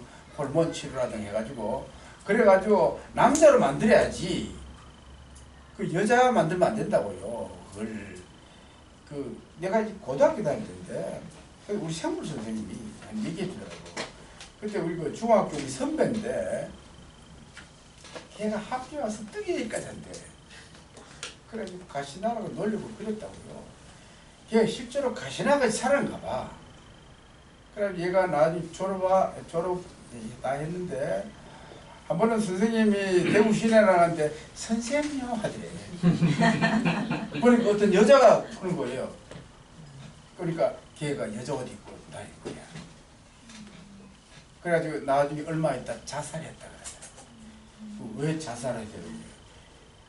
여자 몸은 남자인데 그 성격이 여자면은 남성적으로 만들려고 해야지, 그죠? 그런 식으로 해야지. 자꾸 말이야. 하리수 이해도요. 내가 들은 얘기인데 술 먹으면요 남자 소리 나오대. 무섭대 아시고 나는데. 근성이 나오네. 하리수라는 이름이 어떻게 만드는지 알아요? 핫 이슈입니다. 핫 이슈. 핫 이슈를 그렇게 만든 하리수예요. 핫 이슈. 핫 이슈는 이슈지. 이게 참 여러분 이렇게 돌연별이 같이 나오는 게 이게 죄 때문에 그렇거든요. 죄 때문에 우리가 하나님께서 회개를 이루고 그렇지 뭐 어떡합니까? 뭐. 이게 아까 원죄상 테스트 나기 때문에 죄가 여러 가지 아주 나쁜 걸 만들어내는 거예요. 죄의 힘이 이렇습니다. 자 이제 끝났습니다. 끝나고 여러분들 골치 아픈 거 따라오기 갖고 고생 많이 했습니다. 내가 사실 일주일 전에 어떻게 지나나 했거든. 하루 내가 하니까 시간이 빨리 지나는 거야. 아침 와가지고 이제 9시부터 내강자고 점심 먹자니 그럼 7시간 지납니다. 그러면 이제 호텔에 돌아가면은 좀 쉬고 싶어요. 좀 누워 있다가 보면은 이제 저녁 뭘 시키면 된단 말이야. 밥 먹고 저녁에 하고 시간이 아주 빨리 가더라고. 보시죠. 예. 대강자라는 데는 거는 8시간. 많이 했죠. 2시간씩 하는. 하루에 그 2시간씩 내강자는 8시간이죠. 네. 그래도 이게 앉아 하는 게 편한 거예요. 통역할 때는 옆에 하면 나도 설 때가 많거든. 그럼 통역하면 시간이 무지하게 많이 필요합니다. 이거 못 됩니다. 그렇죠. 이번에 우리 학생들하고 지금 처음부터 다 읽었습니다. 다 읽었어. 있죠. 예. 그러니까 공부를 제대로 한 거거든요.